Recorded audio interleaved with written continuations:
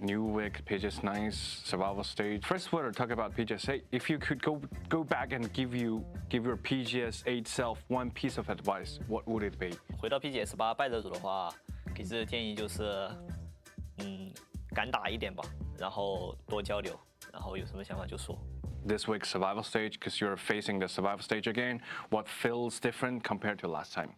因为是这个系列赛的最终阶段的决赛嘛，那肯定大家对今天的前8名争夺一定会比较激烈，就每一分都是非常拼命的去拿到这一分。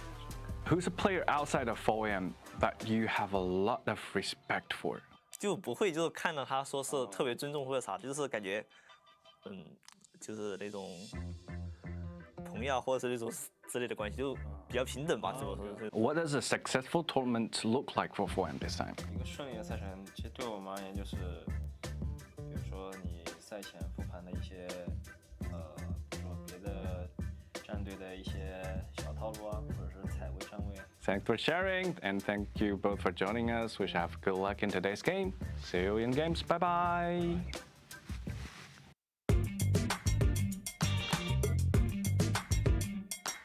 Hello everyone, welcome to the interview. I have Thifix and Sose with us here. Hello.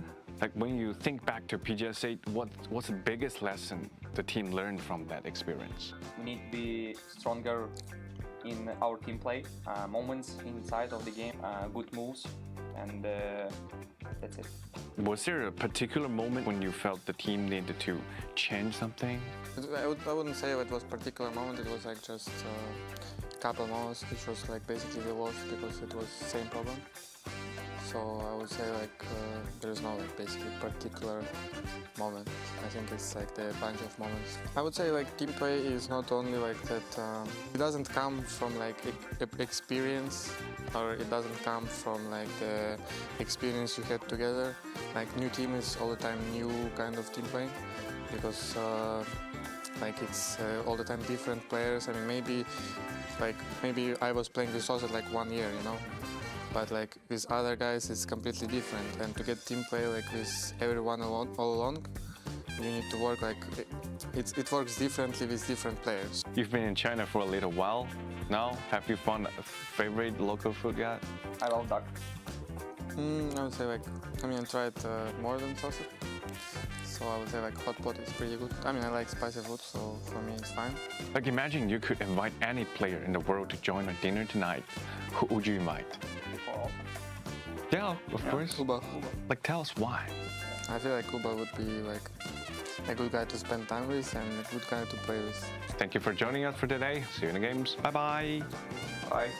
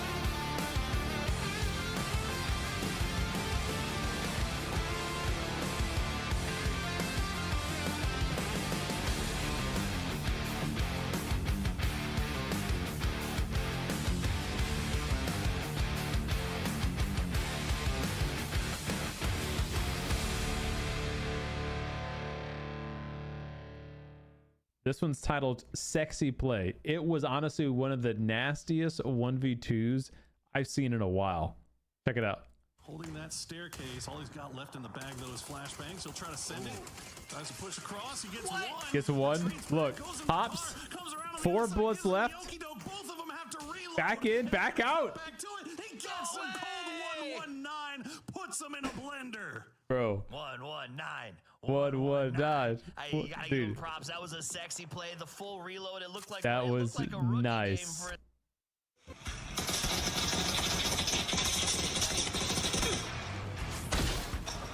for Okay. Yeah. He got him. Is he gonna go round 2? Oh my god, there's another glider. Wait. This guy's golden glider driver. Okay, that was sick. That was sick. That was also luck, but that was clean as that he stayed on the top. 9? Yeah, 9. 10. Alright.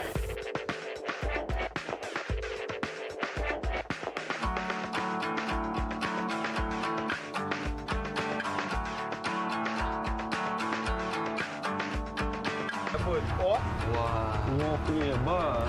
Не, думаю, боль, не, ну красиво очень.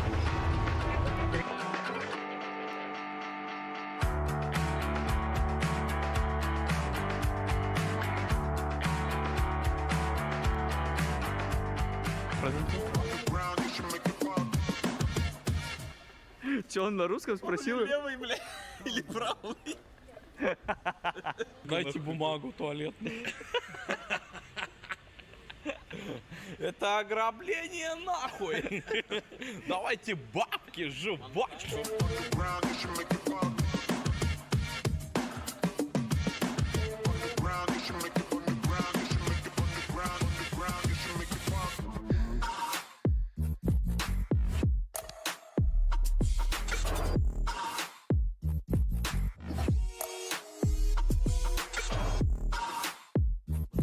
День закончился, мы его отмечаем Липтоном Ice Tea.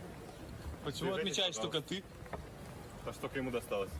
Потому что я самое главное лицо этой организации, лицо нашей компании. Let's go. Заткнись. За его подвинуться. Заткнись. За его подвинуться. Заткнись.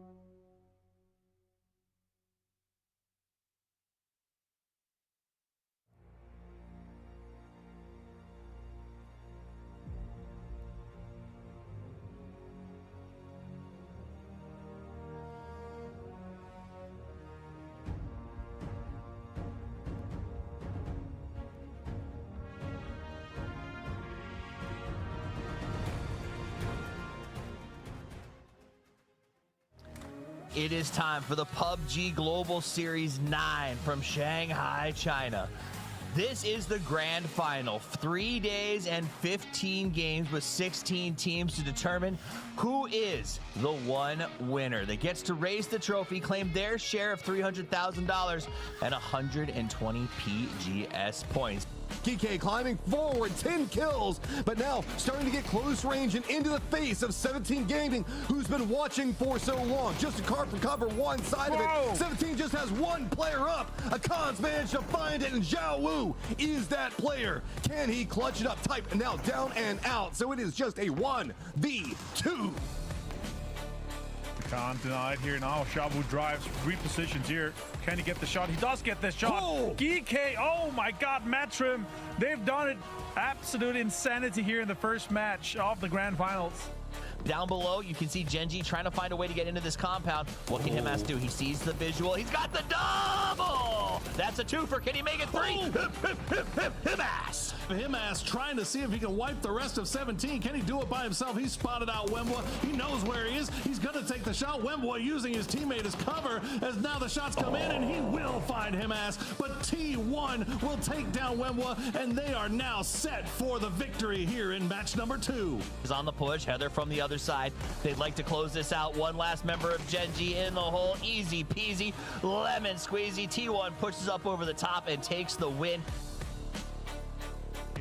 So many smokes is coming out here. That's a great push, a great pull up here. And they have identified that Team Liquid is only a single player on the right side. So that is their opening. That is their opportunity. The entire momentum of the game has changed with the car push. It's mostly controlled, the circle, by the Expendables. Duck Juice is still playing right next to the Molotov, still playing right on the edge of the smoke, trying to see if he can spot anybody. Does get vision, goes for the spray onto Callaway, but that reveals him. He has to retreat.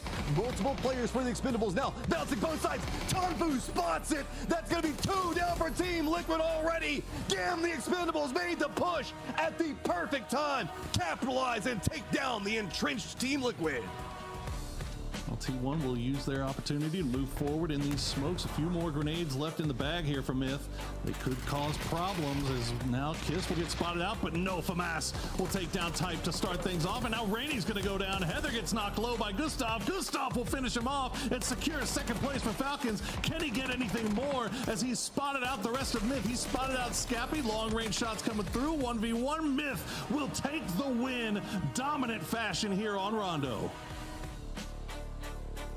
This puts Falcons also closer to E-Arena. E-Arena on the climb, and they want a lot more right now. Shrimpsy just trying to be back behind all of this down, and he's going to get flushed out. Kickstart tries to hold the line, but E-Arena just runs up into his face. Gustav watching it from above. He's going to go down. Falcons are eliminated. They're holding down that first place position. So 6 kills for E-Arena. This could be the push towards the top 6 for them. E-Arena just trying to bully their way in, stacked on top. Not a lot of ammo still sitting in the pockets for Alpha. Great shots coming up from Nurans, Path and Pong and Opons. They find it. Control. E-Arena take it in the end. The activity was big. The fights were huge, and I guarantee they're going to be even bigger tomorrow. There's a ton of teams stacked up at the top and a little bit of space for those on the bottom to catch back up. So be here at the same time, at the same place for even more actions. Thank you so much for hanging out. And until we see you tomorrow, play more PUBG. We got next, we ready to flex, we're ready to rock, headed to the top. We got next, can't settle for less. I'ma need your best, so give it all you got. We got next.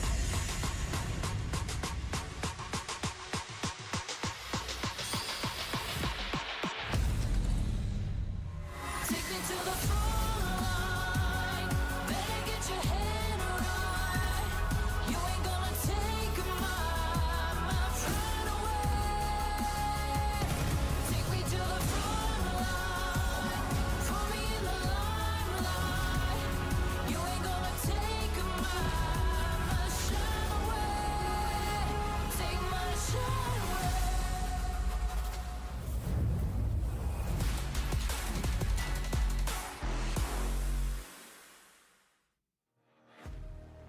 Good morning, good evening, good afternoon, wherever you're watching around the world. Welcome back to Shanghai, China. This is PUBG PGS 9, and this is the second day of the grand final. We started yesterday with a boom. It was exciting. It was fast-paced. It had some of the best endings we've seen in a very long time, and we're back to PGS 9 again. My name's Thomas. I'm joined by Avenger, Borosaurus, and Matchroom as we talk about the action. Get ready for the first couple of games to kick off. Welcome back.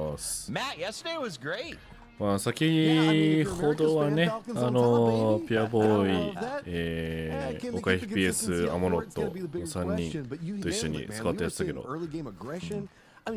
まあまあまあ大会も気になるっていうことで見ていきましょうか。最近頻繁的にちょっと PUBG やり始めてるけど、おもろいね、PUBG は。On their heels the entire time.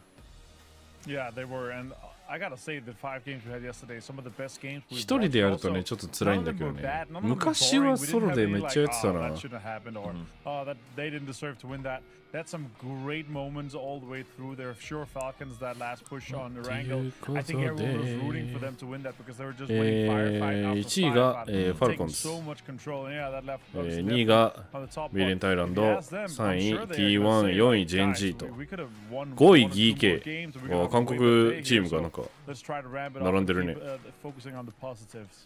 ただポイントはそんなにもう離れてない。今日で話したら3日目だいぶ有利に進めるような形ではあるけど、48、43、40、39、37、35、31、30、30、29、26となだらかだね。ブロックもない。別に1回のドンカツで1位に上がれる、すぐに。いう点差になってます。試合開始は12分後ぐらい。12、3分後。It was. They played absolutely incredibly well. Now another team that showed up and really put up some 熊 numbers. の仕事ほっぽい出して何してるんですか。あれは仕事なのか。Is made in Thailand and they were not quiet yesterday. まあまあまあ、いやまあこっちも仕事ではある。こっちも仕事ではある。でみんなとね、大会見ながらランクも回したらいいんだけど、そんな自由度は多分なく、 YouTube と Twitch を両方放送してるから、ちゃんとした PUBG ができるかどうかっていうのはちょっと怪しい。And it's not necessarily off the back of just Kiss this time. We saw Scappy getting a lot, and the whole team kind of evolving together. でも実際やりたかった、本当に。スタートが遅すぎたわ。5時スタートはちょっと遅いね。I'm kind of curious. I think you had some expectations for Soup to sort of do well and Genji to struggle, and that got juxtaposed. So is there anything that you saw yesterday that sort of implied why that might be happening, or what made Genji come out so much stronger? 話したいことがあればコメント書いていただけると、俺はリアクションできるんで、見れるんでコメント。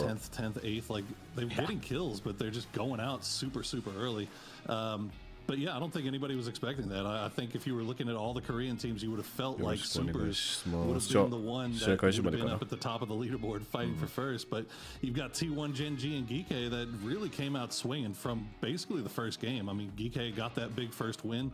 T1 got a win in the second game, and then GenG was fairly consistent throughout the rest of the day. So they've been having some really good success. But the problem for the Korean teams has been starting off strong and then tapering off as the finals progress. So again, kind of the same situation with the Falcons. It's really going to depend on if they can keep that same momentum going when you know you've got heavy hitters like Myth, like Gam the Expendables, like 17 all up there in the mix as well. Yep. And teams like VP, Martin, that haven't actually been able to get into the mix just yet in 9th. If you kind of looked at them versus Falcons yesterday, two teams that are often compared, I think, head-to-head when you talk about like EWCs and stuff like that. For the first time in a while, VP has been trailing behind them.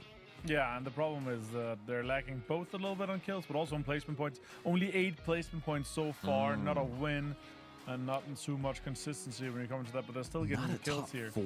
That's what kills me. It's very unusual here, but maybe it's to give everyone else a chance to kind of catch up. They're only 10 points. Sandbagging.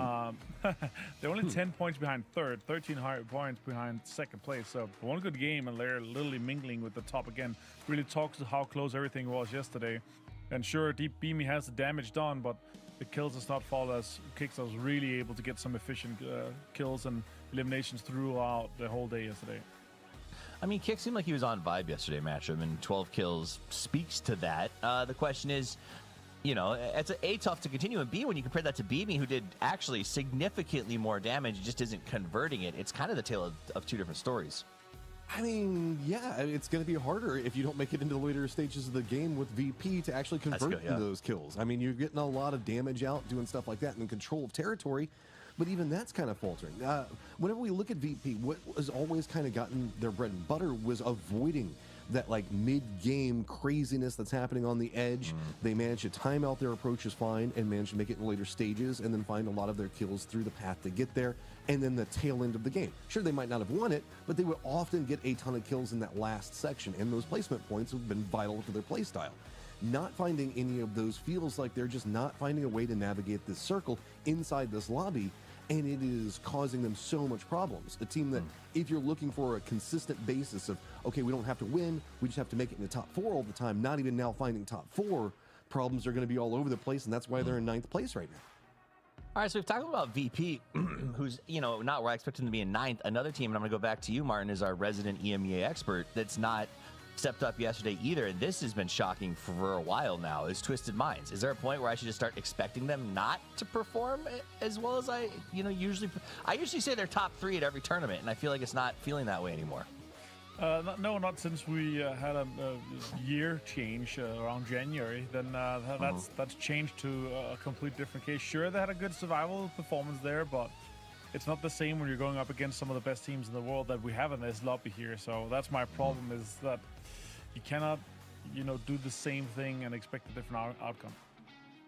Yeah, who's not doing the same thing over and over again, Poro, is Liquid. They keep trying different stuff, and it seems like it's working in groups, but then we get to these finals, and again, we end up just outside the top. I said, who's the top 5 yesterday? And I think you and I were kind of trying not to say Liquid, but at the end of the day, like, these finals are not working. It's not. I mean, they've got 24 points, and most of that is off of that one game in match number 3 where they had a really good position. The rest of the day, it's not been great. They did manage to get 6 points off of that crazy crates fight that you were talking about, Matt, in that final game. But it's just been really hit or miss, man. It feels like the first couple of games they ran into Alpha Gaming early on, and they ended up getting in an early fight, and Alpha just kind of took them to the woodshed. And to be fair to Liquid, they had 2 really rough games to start off the day, and they were able to reset and kind of get their head right, and they didn't just tilt off into space, which we've seen other teams do in the past that were in much similar situations. So they were able to respond, and they were able to rally. Falcons kind of in the same boat, did the same thing, had 2 pretty rough games to start off the day, but then rallied. And so I think there's definitely good signs there, but you're still going to need to see a little bit more if we're going to be considering them for the top spots. Yeah, I think that's a good point. I do think that 14th, 16th kind of throws you. Then you have one big game, and you're sort of back into that cycle. So I think that is going to be something that we're going to track throughout the day, is how is Liquid responding to the sort of up and down ride that they're on at the moment. Let's take a look at the participating teams, as this is the second day of the grand finals, 15 matches total, and the champion is crowned champion of PGS 9. They get to lift the trophy, they get to sign the plaque, they get to collect their share of $300,000 and a massive deposit of PGS points. But we'll go through all of that. What you're looking at is the teams that are starting out here on the field of battle, and there was a lot of conflict yesterday. One of the teams that I thought was doing better based on what I was seeing, but when I looked at the scoreboard, I didn't feel that way, was E-Arena, whose skins you can get right now, as well as others over in the game. So support the GPTs. But Martin, I feel like E-Arena, I don't know, they looked better than they were doing. Is that a weird thing to feel?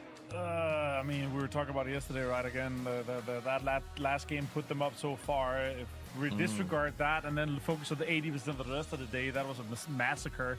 It doesn't look like a recent PGS champion in my book. So, yeah, I'm really looking forward to see if they're able to kind of turn that around. Yeah, sure, they're up onto this 26 points right now, but that last game put them, 19 points, I think they got in the last one, right? So, yeah.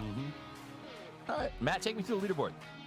Okay, looking across, and of course, Falcons on top. We already talked about Made in Thailand, T1, Genji, GK. Gam the Expendables also finding themselves a little bit of fun, and I guess in the middle, towards the tail end of the day as well. But in true Gam the Expendables fashion, it's all or nothing, baby. It's 10th, 13th, or whatever else like that, or it's first place. They don't care outside that. 17 is going to be back behind them, who's been on a bit of a come up at the start of the day, then had a bit of a tail off to finish it. Anyone's a legend, though, also having a good start on the day. 2 fourths back-to-back, pretty decent kill counts. In fact, we're going to be trying to keep an eye and see what's going on with Himas. Let's look at those standout performances. Himas not on here, interestingly enough. It's going to be Kickstart, Kiss, Tonvu, and Soul. Tonvu with 9, not too shabby. Soul is one of these interesting characters where I'm used to seeing Kickstart and Kiss put up big numbers. Poro Soul has been sort of like hot, cold, and you go to EWC where he was carrying his entire team. Here he goes down, Genji struggles. Is he the only pillar on this roster?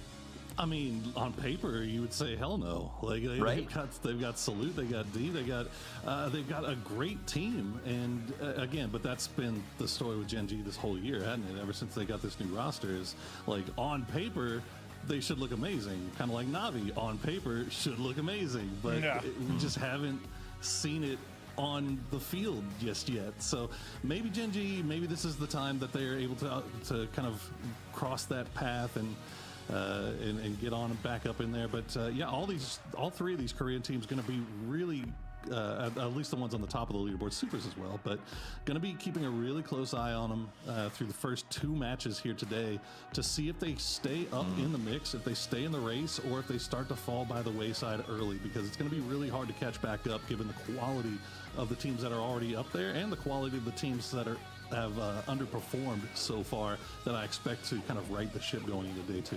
I think my favorite chat sequence has been Dav calling him the soul blow carry for that team. Let's look at Falcons versus MiTH as they get into this one today. This is a good comparison of our first and second place teams.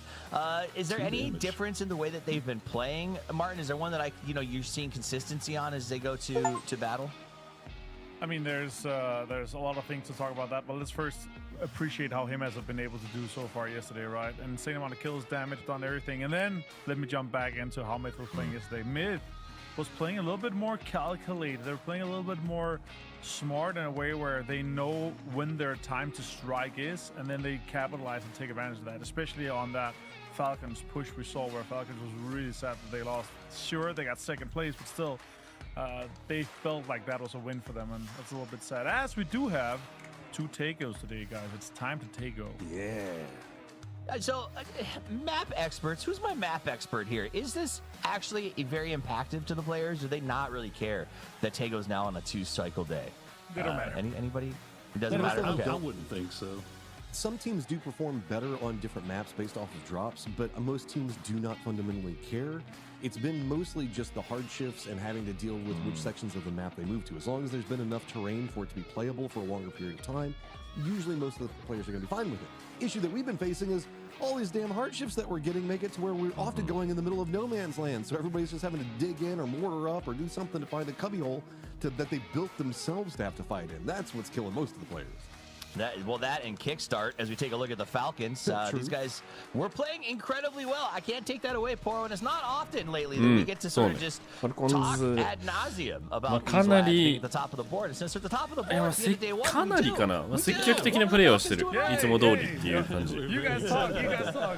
I'm very excited about now. Like, ただ2日目続くかどうかだね、ファルコンズは。2日連続同じ調子でいってるっていうのがあんまなかったから安定はしてほしいよね。Some unfortunate early games, and then every time we jumped into comms with them, I thought their comms sounded so much better yesterday than I've heard them sound in a while. They sounded a lot more calm, cool, collected. They weren't, freaking out. There wasn't. They weren't worrying about what was over that next hill that could possibly kill them. They were worrying about how to go and kill what was right in front of them. Well, what's right in front of everyone right now is game number 1 of day 2. 6 in our overall 15, at the end of which we crowned a champion of PGS 9. It's time to Tago as the plane is in the air and the players are ready to drop. We're going to send it over to your casting duo. It's Avenger and Porosaurus. I know he did that to me on purpose. It's okay, and I love it. I love it. He did indeed. You love that. That's good. I do. And Poro, we're back at it. We have just had the pleasure of having some fun at Atlanta at Esports World Cup, and now we're back at it for another time, once again here. And you know what? Southeast to northwest, it's a very easy and fair playing for everyone here in Tego. Oh, and yeah, we're gonna be able to see some absolutely amazing games today, hopefully. Yeah, I mean, considering what we saw yesterday on Tego, that Hanusa circle all the way up in the northwest, that was kind of a wild finish. That was pretty nice for Liquid and Falcons, to be honest. I think Gam the Expendables ended up getting the win in that match, but the game up until that point was really an America showdown. We'll see if that remains the case this time, as the circle will pop in about 5 seconds. Never mind, I jumped the gun, man. You're too excited. getting excited for too soon, too early here. Maybe it's because Falcons is in the lead, and the America's man himself, he is branded and tattooed with America's all over, and with Falcons going out on ahead here. I'm just a little bit. I don't do tattoos. No, it's too expensive. We gotta get you lit up. We gotta get you inked up, man. We gotta get you some Viking helmets. Yeah. And maybe we'll get a Herald Bluetooth tattoo. You're always telling me about all the great things that Denmark has provided the world. Let's get those inked up. Let's get those on your arms, man. Show everybody. We'll leave it at the Zempic and Bluetooth. Okay, that's fine. Zempic and Bluetooth. Oh, there you go. Zempic and Bluetooth and a far northwestern circle start things off here. With Alpha Gaming. Kind of a slow start for them. VP 上がってくるかっていうのも、ツイステッドマインズ VP あたりが上がってくるか。But if it hadn't been for that game, we probably would have been talking about how Alpha was looking a little bit low. Yeah.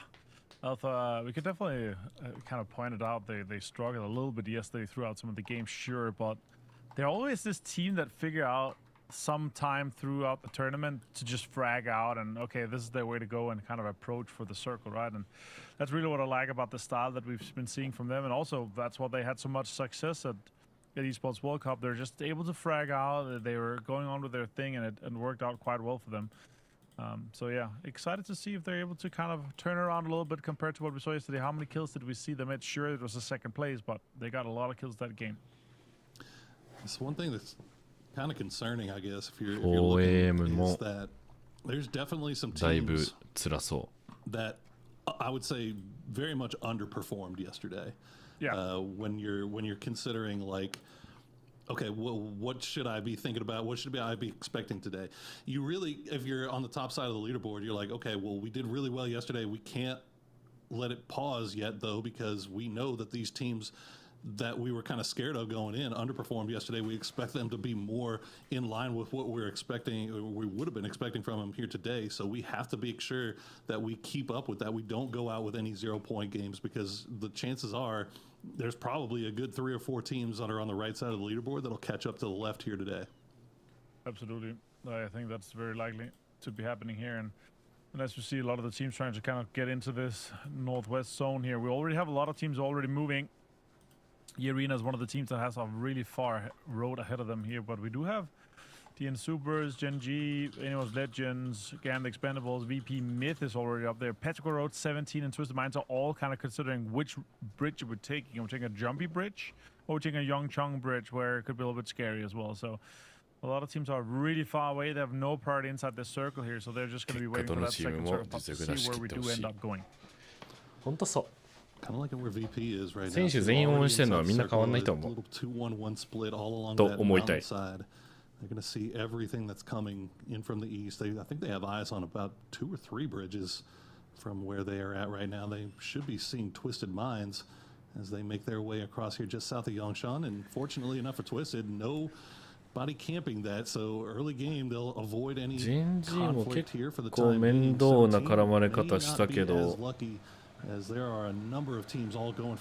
でも言うて39ポイントなんだよね。ギーケイも安野屋から出た時の勝ち方はもう普通にすごかった。まさか勝ちきれると思ってなかった。よ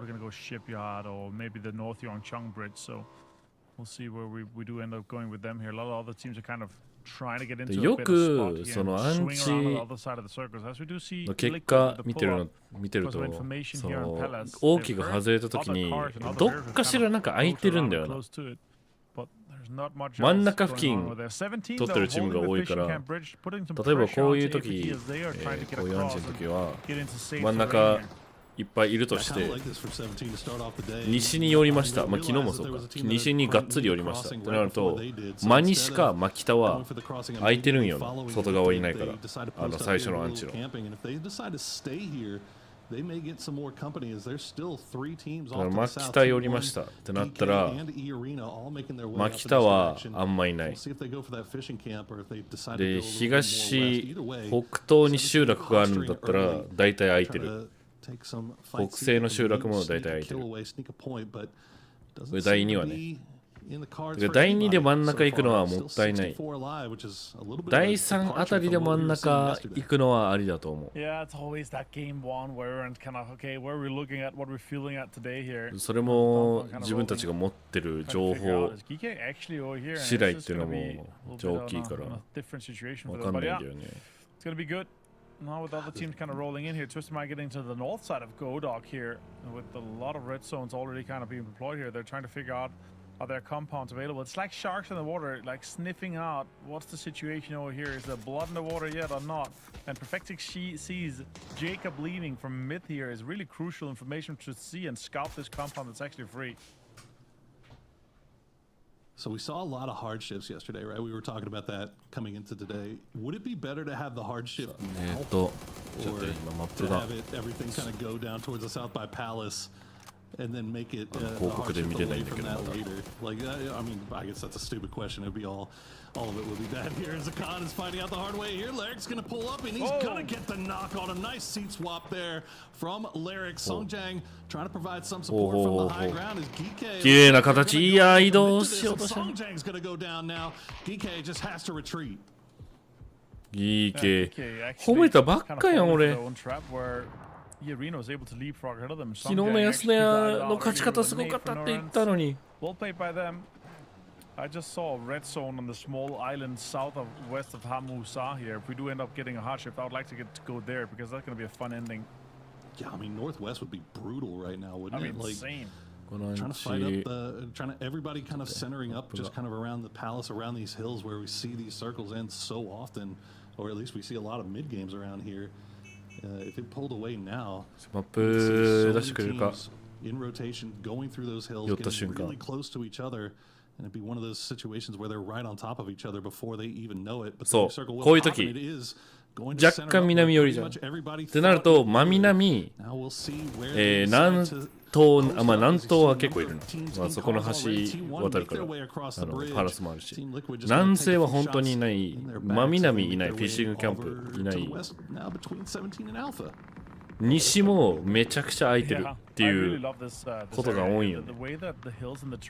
一旦そこに回って第3あたりで真ん中付近空いてる場所、ファイトしてる場所、何かしらの要因があってそこに向かうっていうのはめちゃくちゃありだと思う。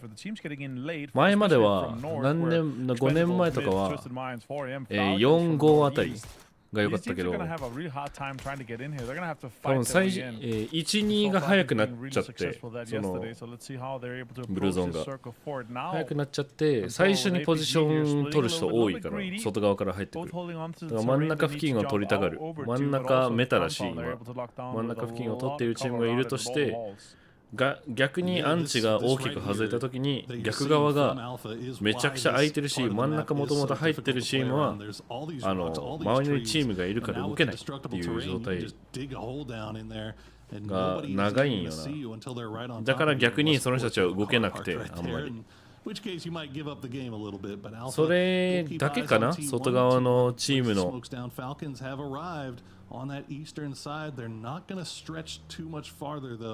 as they will try to scout out what the next move might be.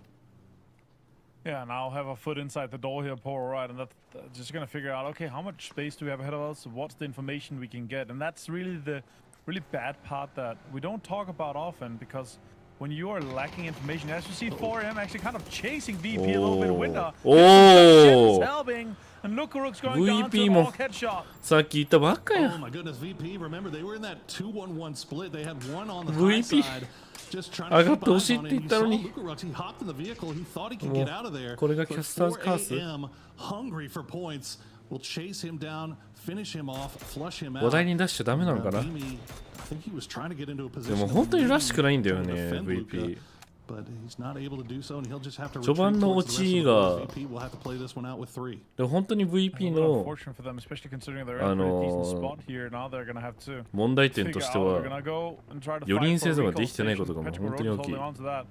Now Irina finally getting into the zone here.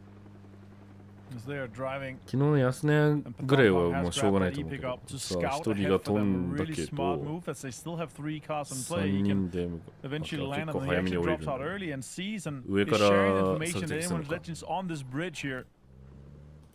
でも少ないからね Yeah, that's well done there from Pathampong. I think if anyone's legend wasn't posted up right は there, い意味ありませんでした 3 3あたりこれがちょうどいい真ん中行くの GK すごい行くやんこのあたりで真ん中いたらだいぶ強いアルファ真ん中でしょペロ真ん中付近でしょここら辺は割と生き残ると思う With what players they have left, it's just going to be Park Pro and EJ, and they at least found a mortar dip that might keep them alive for a little bit longer.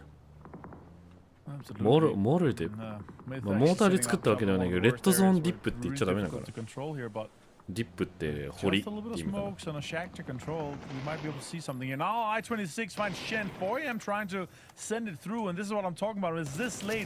括空いてる場所を見抜いて移動するというそうスモールステップ Yeah, absolutely. Falcons まあでもまあ had to do that too. この人たちはもう絶対知ってるからそういうの was kind of backfilling 4am at the time, but as soon as that knock comes out, they immediately stop, turn そ back れを around. They still have control over that eastern side of the 知 zone. ってて They're still それを inside 踏まえ circle, so て they あえ don't have to て stretch any 真ん farther 中 than に they 行 are く right now. But now they know that Petrichor チーム Road もい is るか up ら there, is land mining. もうそこら辺は本当にメタタイミングだと思う North side of Palace, where Team Liquid is already holding down the western side of the compound. 最初の数試合で We'll see how Liquid あ responds. の最初の 1,2 試合で真ん中行くチームが多いっていうのはそういうこと真ん中ベタなのかどうかを見抜きたいっていうあれで真ん中行って密集度を見てでコーチとかがちょっと今回のロビーっていうか今戦ってるチームはチームたちは結構真ん中が多いから端から動いた方がやりやすいかもねかみたいなそういうなんか読み合いが回るのがおー落とせるかいいカバー Always waiting to pop off here. ただ落とされた Was camping that bridge. They know that Arena had to make their way over here eventually, and Sololzi will get that knock on Anurans as he will be smoked out on the rock. We'll see if anybody from Arena decides to go for that res. Meanwhile, Super is going to pull right up on top of Corexi. He's all by himself, and he will go down as VP now down to 2. I only see Beamy. I don't know where their other player is. Do you see him? I'm actually not sure where he's holding on to. Lukarux has actually been recalled. It's Nixie. Oh, he went all the way north to Palace. get. Yeah, he went all the way north to get he went some recalls on the northern side, obviously, and those are a little bit of a chance, but also the last chance. Nixie now taking some shots here. They see him. Oh, he's taking a lot of damage too. Damage has been done to the car too. He's gonna have to try to get deeper. And now with a tire pop, the coupe is just really rough. Winter finds Lukarux, so that rest was just not worth it. Beamy might be able to get an off angle and push on to the Super Takes lots of damage and Beamy finds him with the mini. It's nice work from Beamy. And put things on pause for Supers here. Falcons also looking over in this direction as Beamy not able to get the flush, but now Supers knows exactly where Beamy is. They'll try to collapse on top of him. Beamy with the grenade in hand will try to send it on over. It's going to go a little bit wide. The next one in response will go over towards the rock. Nixie is just going to try to send it. Kickstart will steal it away. And Shrimsy will spot out Nixie. So Falcons, they get some fortuitous circle shifts after coming in late on that eastern side, and now they're starting to collect. Yeah, smart. Really well played by them. Kind of setting up shop on the high ground and then sending Gustav forward to have some space and information from inside the zone. So also does find 2. Tanmu and Hangaf has been gone. And that's very unfortunate for GT. Dog Juice also found by him as and Gam the Expendables under so much pressure. Baron joins in as well. And that is GT out in 16th place. A lot of APAC fighting going on the southwestern side of the circle right now as Beamy still trying to cause problems here for Supers. Doesn't matter though, Perfectix will take him down before he's able to make it to the smokes. And Supers will have an opportunity now to reset. Only 3 alive though, and Twisted Minds is making their way in. They've got Perfectix and Batulins already looking over in this direction. Supers has to realize the situation, and I think they do. You can see Rex, or Deal rather, already looking over in that direction to see what he can spot out. Absolutely. Now setting up shop here. This is for Hold to kind of put some pressure onto Twisted Minds here, Boro. Kiss does find raining. And T1 is under a little bit of pressure from inside this circle here. They're kind of pinned under multiple players. Twisted Minds actually has a little bit of a way in here. They can set up shop on the ridges here, but then the next circle they're gonna have to make a send or push onto the high grounds where Lil Ghost finds him as a big name to take down, and multiple fights from anyone's Legends at 17. A lot of teams trying to kind of third party. The arena is also in there. So Lyric's gone down.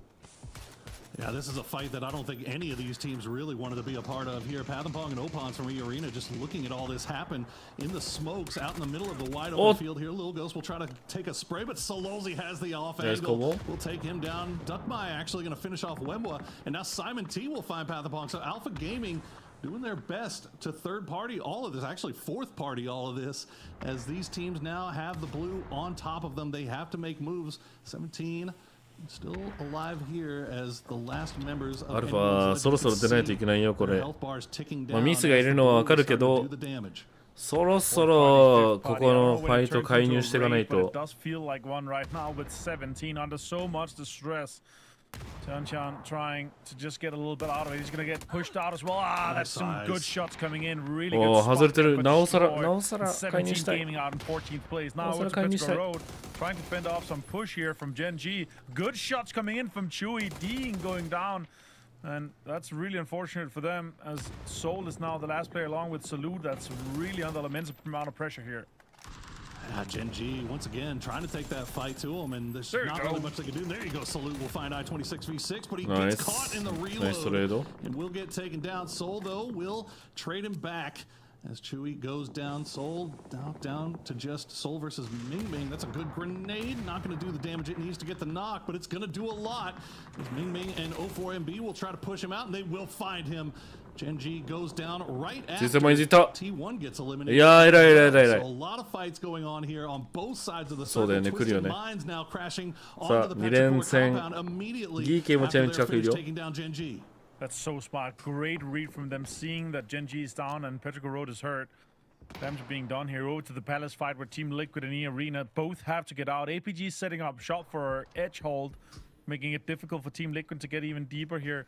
Cowboy needs to help here. He might be able to find Opons and a knock just eventually. Now Utilities is being destroyed. Oh, great shots coming in. Actually, Simon T finds him, and APG with the third party is paying off huge. Beautiful work there from APG. As now Team Liquid has to realize that there's another team just off to their west. They know the 4AM's in there as well as you see Twisted Minds still trying to take out Petrichor Road. Example will get Ming Ming. Now it's down to 04MB. All 4 alive. They do not want to take a loss here as they know that there's still going to be teams looking over in this direction. Myth is just uphill. They can get involved at any time, but I think they have exactly where 04MB is going to send wide. And the Molotov going to be just a little bit short as 04MB will stay alive for now. Has shield, deployable cover in line. Push in. 04MB takes down Example. He's doing the work by himself. But as well, they will take him down. That was sweaty moments for Twisted Minds there. Yeah, that was really close to Fexing, almost bleeding out here as he's crawling over to Batulins. And now everyone else has eyes on this and information. Twisted Minds has to rest. That takes away time from pushing a potential DN Supers, a Myth that's holding the high ground, trying to hold them out. And trying to get the information that's being spread out here now with this zone, the shift here, the sheer amount of control that Myth has from this spot, from this high ground, is just unparalleled. And now DN Supers holding on to the north and holding on to just some information down to just a 2-man, making it a little bit difficult for them. But a better game that we've seen from them so far. Unfortunate that they're down to a 2-man here, Paro. The circle just popped. Let's go over to Falcons and hear how they want to play this out now that the circle has moved away from them. さあ、ファルコンズの VC かね。あれ？あ、来た。I mean, I'm not in. I'm gonna have to come to your guys' side. You're gonna have to play like green or something. Okay, that means we have to play to the rock on blue late. Yeah, we do. I'm just gonna leave now, I think, and come over to you guys just in case you guys need help later. I don't think DNS or anything at all. Trimsy, you can hold it for a while, okay? I'm looking. Good stuff. Does it look like we can play to blue and hold them out? No, wait for. I don't think so. If you go there, you should have a smoke in the back. Right now. Yeah, you guys driving. I'm picking him late. He's driving towards Gustav. Darcy driving. Pop Darcy. Pop Darcy. Oh, うますぎる。 Driving. Pop Darcy. Pop Darcy. Not good, is he? Wait, flash that guy on blue. Well done. Okay, I think we need to take a little bit of rock control if possible.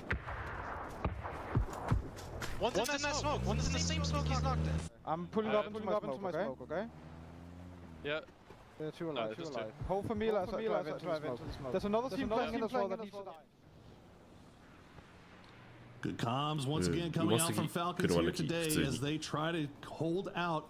2人で打ってたかも。2人で打ってたのかな。あれ全部。It's the shots in them. It's down to just Winda and Spaceman, but they are causing damage, and now Falcons have the angle on them as well. Yeah, great shots coming in. Gustav finds Luke as well, and with the pressure coming on from Falcons for this high ground here, Halo finds an 8 on Gustav now, and he's half HP. If Falcons can get this res off here, they're looking for another fantastic game here. And Spaceman and 4 Ingram M trying to just survive, and they're still in this standoff with the Team Liquid. And Luke is crawling. More utilities being deployed here over to Purdy Curdy, trying to find. Oh, Dogmite joins in. Spaceman's been found here, Poro.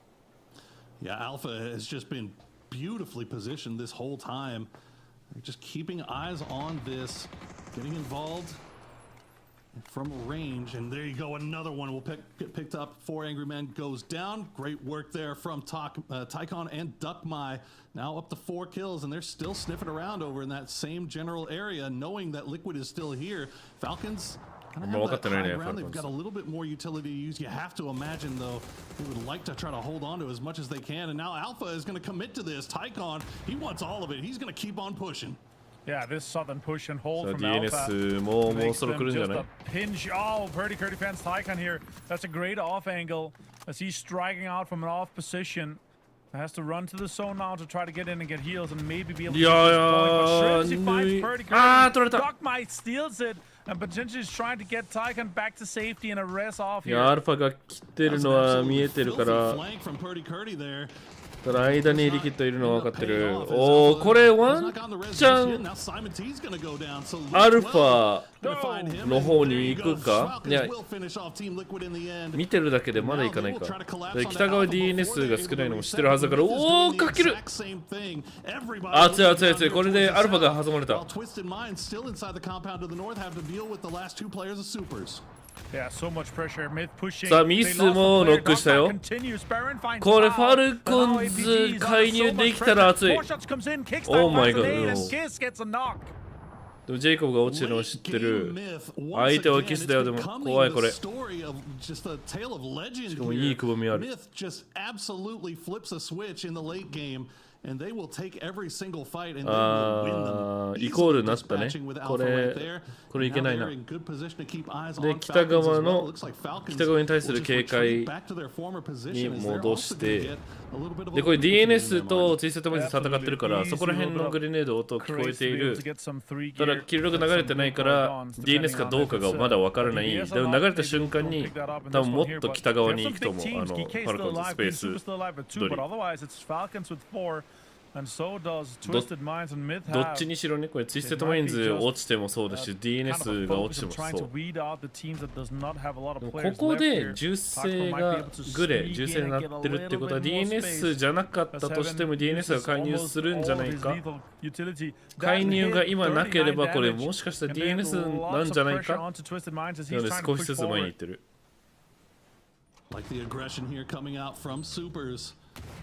C4 マジ？おさ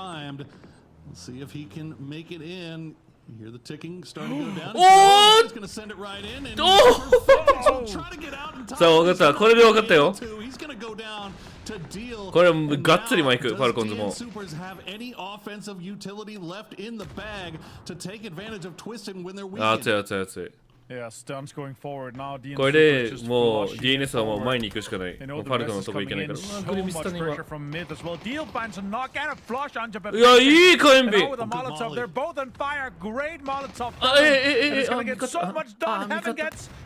味方。自分たちの火炎瓶。 It had to. Either got shot out of his hand or it got blew up in his hand. 撃たれたのかこれ。 You hate to see that for supers, but you know what? Point denial. We take that. Scrappy. ポイントはどこにも行かなかった。 Now in position, they're outside of zone right now. Falcons did a good job of trying to collapse on this fight between Twisted and Supers. いや多分これ多分撃たれたんじゃない？ Don't have the angles right right now. To safely 持 take this, っ and て they're る four 火炎瓶 alive. そのまま。 They feel like they are in the best position to get. それにしても撃たれたとしたらツイステッドマインズのキルにしてほしいけどね。 To start off the day with a win, especially knowing that 間違えたんかなじゃあ。 is ちょ still っとわかん alive. ないわ。おお、ないグレー。 Great grenade from Batulins will take down Scappy to start things off. That's a great opening knock here. いや、でっかこれ。ファルコンズ盤面読めてるか。ただバレンの位置が強いのか。でもワン違いだからね。いや、なんだそのグレー。 I mean, that is such a difficult grenade to でも hit. ミスは He's dug in right behind a rock and still somehow Twisted finds a way to angle it to where it does damage. Lou keeping a close eye here on Myth with the backup of example. Batulins will heal up. And they'll cut back down to this little ridge line that they have to work with. Meanwhile, Falcons, they are content to just play out and see if maybe they can catch if Twisted can get a knock on a Myth. That might start things off. It'll actually steal Lou away. And now it's いや、 just で down two, and っ here か are the grenades from ー。これ Myth. も They're 2 gonna 狙 sail いだね。 wide. 2チームとも。Yeah, the nades are coming in. Oh, 58 and ツイステッドマインズは2 29 狙 damage. い。ミスはも Now the pressure comes in here. Jacob finds an off angle, and Myth is under fire here. Amazing play by them. 3対4だけど。 Really well The executed. top two teams on the leaderboard coming into today are your top two teams here in match number 1. They are not slowing down at all. Falcons, Myth, who will get the win to start off the day? の AWM ああ確かに持ってるのか。あそこ持ってたわ。そういえば。だったらキックスタートとシルビジちょっと場所交換しない？ AWM うまいじゃないこれ。それ打ちたくない？ワンノックの可能性？ Kickstart has a really good spot here, Poro. Not sure what the utility situation is looking like for Myth, but it's not great for グレーは Falcons. ないね。 We グレーは just ない saw ね。 Myth throw a whole bunch of grenades over towards Twisted Minds. As the double blue will get sent out, Kickstart will have to move around just a little bit, and fortunately enough for Falcons, we'll be able to do so without getting taken down. As Myth trying to find any cracks in the armor here for Falcons. But it's just such a good split that they've got working with right now. The problem is just no more offensive utility left in the bag. ミスはまだ分かってない。敵がどこにいるか。 Offensive utility to rule out positions that they could be in. Molotovs on all the trees to make sure that damage has not been taken. And now the smokes are being deployed from Falcons here. More really good Molotovs here to zone out where Falcons could be from behind hide cover. 時間はない。ミスの方が時間ないね。前出た。ジェグ前出た。スタンで。 A lot of damage coming through. Gustav still has that Panzer Falcon. いやいい。 He's gonna spot out Barry. 今見えたっぽいな。あ見えた見えたね。おお。 Falcons collapse and just like that, Falcons get the first win of the day and add to their overall lead. いやでかっ。ここのドンカツしかもだいぶキルポイントも取れた。 By Falcons, and let's bring our fellow Americans back in Matchroom Toffees. What a way to start for our current years. My fellow Americans. Okay, yes, exactly. When we showed up today, when we arrived in the stadium, when they arrived in the stadium, Falcons and Myth were 1 and 2, and now Myth is 1 and Falcons are 2. 1位と2位が phenomenal game. 来ましたね。 Just watching them go head to head, and I gotta say, I think it all comes back to what Poro said. It's just this late game myth. It's not a myth. It's マジいいスタートこれファルコンズ。まあミスもだけど、ミスもだって90キル、まあ9かな。多分しみじのノックは取れてないか、キル入ってない。9キルの2位だから15ポイントでもだいぶいい。ファルコンズのキル数ちょっと見てなかったな。まあ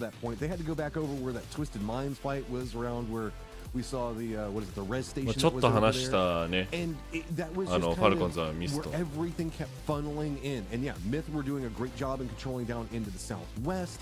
Falcons did a great job in controlling the east, and it was just anybody that actually had a compound almost felt like they were being punished just because the positioning of the hillside, whenever you had to leave it, was good enough for a team to support it and put in enough work to really punish any movement.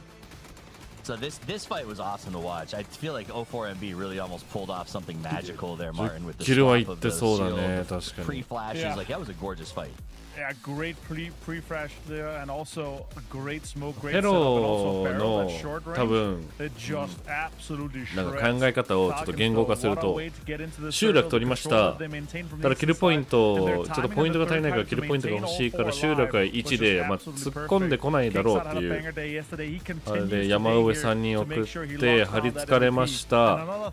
ちょっとグダグダなっちゃいました。1枚だから残ってるの。あんまり守りきれませんでした。2枚取られちゃいました。でも敵は倒し切ったけどその後のチームに倒されたっていう。だから多分集落に2枚残してればもっとやり終わったと思う。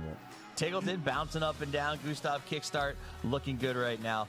The entire team putting in work. But I think let's go back to their comms. We got to listen to their comms on Travel Poro. Yeah. When Matt and I were talking, it was a little garbled, but it felt like they were happy with it. Like it was clean by Falcon standards. No, it's great, man. Like, to be honest, they were positive. Like, they were saying, okay, like, what do we do to put ourselves in position to take these fights and win these fights? Before, on days when they're kind of struggling, you've heard it and it's like, oh, well, there could be a team over here that could kill us. Oh, could be a team over here. If we go here, this might happen. This might happen. It was kind of communication out of fear, it almost felt like. I don't know if that's an accurate description. Obviously, I'm not in there the whole time, but just from the little snippets that we heard, this time, it sounds confident. It sounds like they want to take these fights because they know they can win these fights, and they should feel that way because they have been winning these fights all day yesterday. Start off today, they've been looking good as well. I think they only took like 1 or 2 knocks that whole day, or that whole game. One of the things I wanted to chime in with is it does also feel like there's a lot more confidence in individual choice. Like in that comm section that we were listening to, Trimsy specifically said he didn't like his position being separated so far to the north and that he was coming back. There wasn't a, hey guys, can I come back, that would often roll through an IGL situation. It feels like there's a lot more individual control, which could lead into Kickstart's comment, right?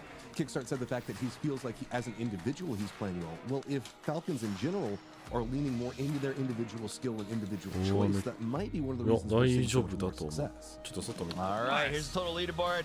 Falcons have a very nice score there as they come out with 69 at the top. Made in Thailand going to be at 58. T1 down to the 41 spot, but we got a bit of a gap starting to form. 11 points from lead to second, and then another massive jump down to 3 through 5 is going to open the doors to really kind of, I think, force Korea to get on their bikes and start working because they got to catch up to these guys. And a 3-way tie as well. I know, right? And it's not just the 41s, it's 38s as well. So everybody in that mid-pack is still relatively close to being able to close this one up. Falcons, though, just look very, very good. Coming out and getting game number 1 is absolutely huge. That was an interesting map. We got all the way up to Godok. It was a tough one. There were no full teams wiped out till phase 4, Poro. It seemed like the action was it seems like a lot of these teams were sort of like measuring their first steps of the day. Yeah, it definitely felt a little bit different than yesterday, where it felt like a lot of these teams were like, okay, let's go out there and just start swinging, right? We've got 15 games. Even if things don't go our way, we still have time to rebound. Now there's only 10 games left, so I think you're seeing a little bit more of a measured approach here from these teams that maybe didn't find that same success yesterday, and the Circle also probably contributed a lot to that here.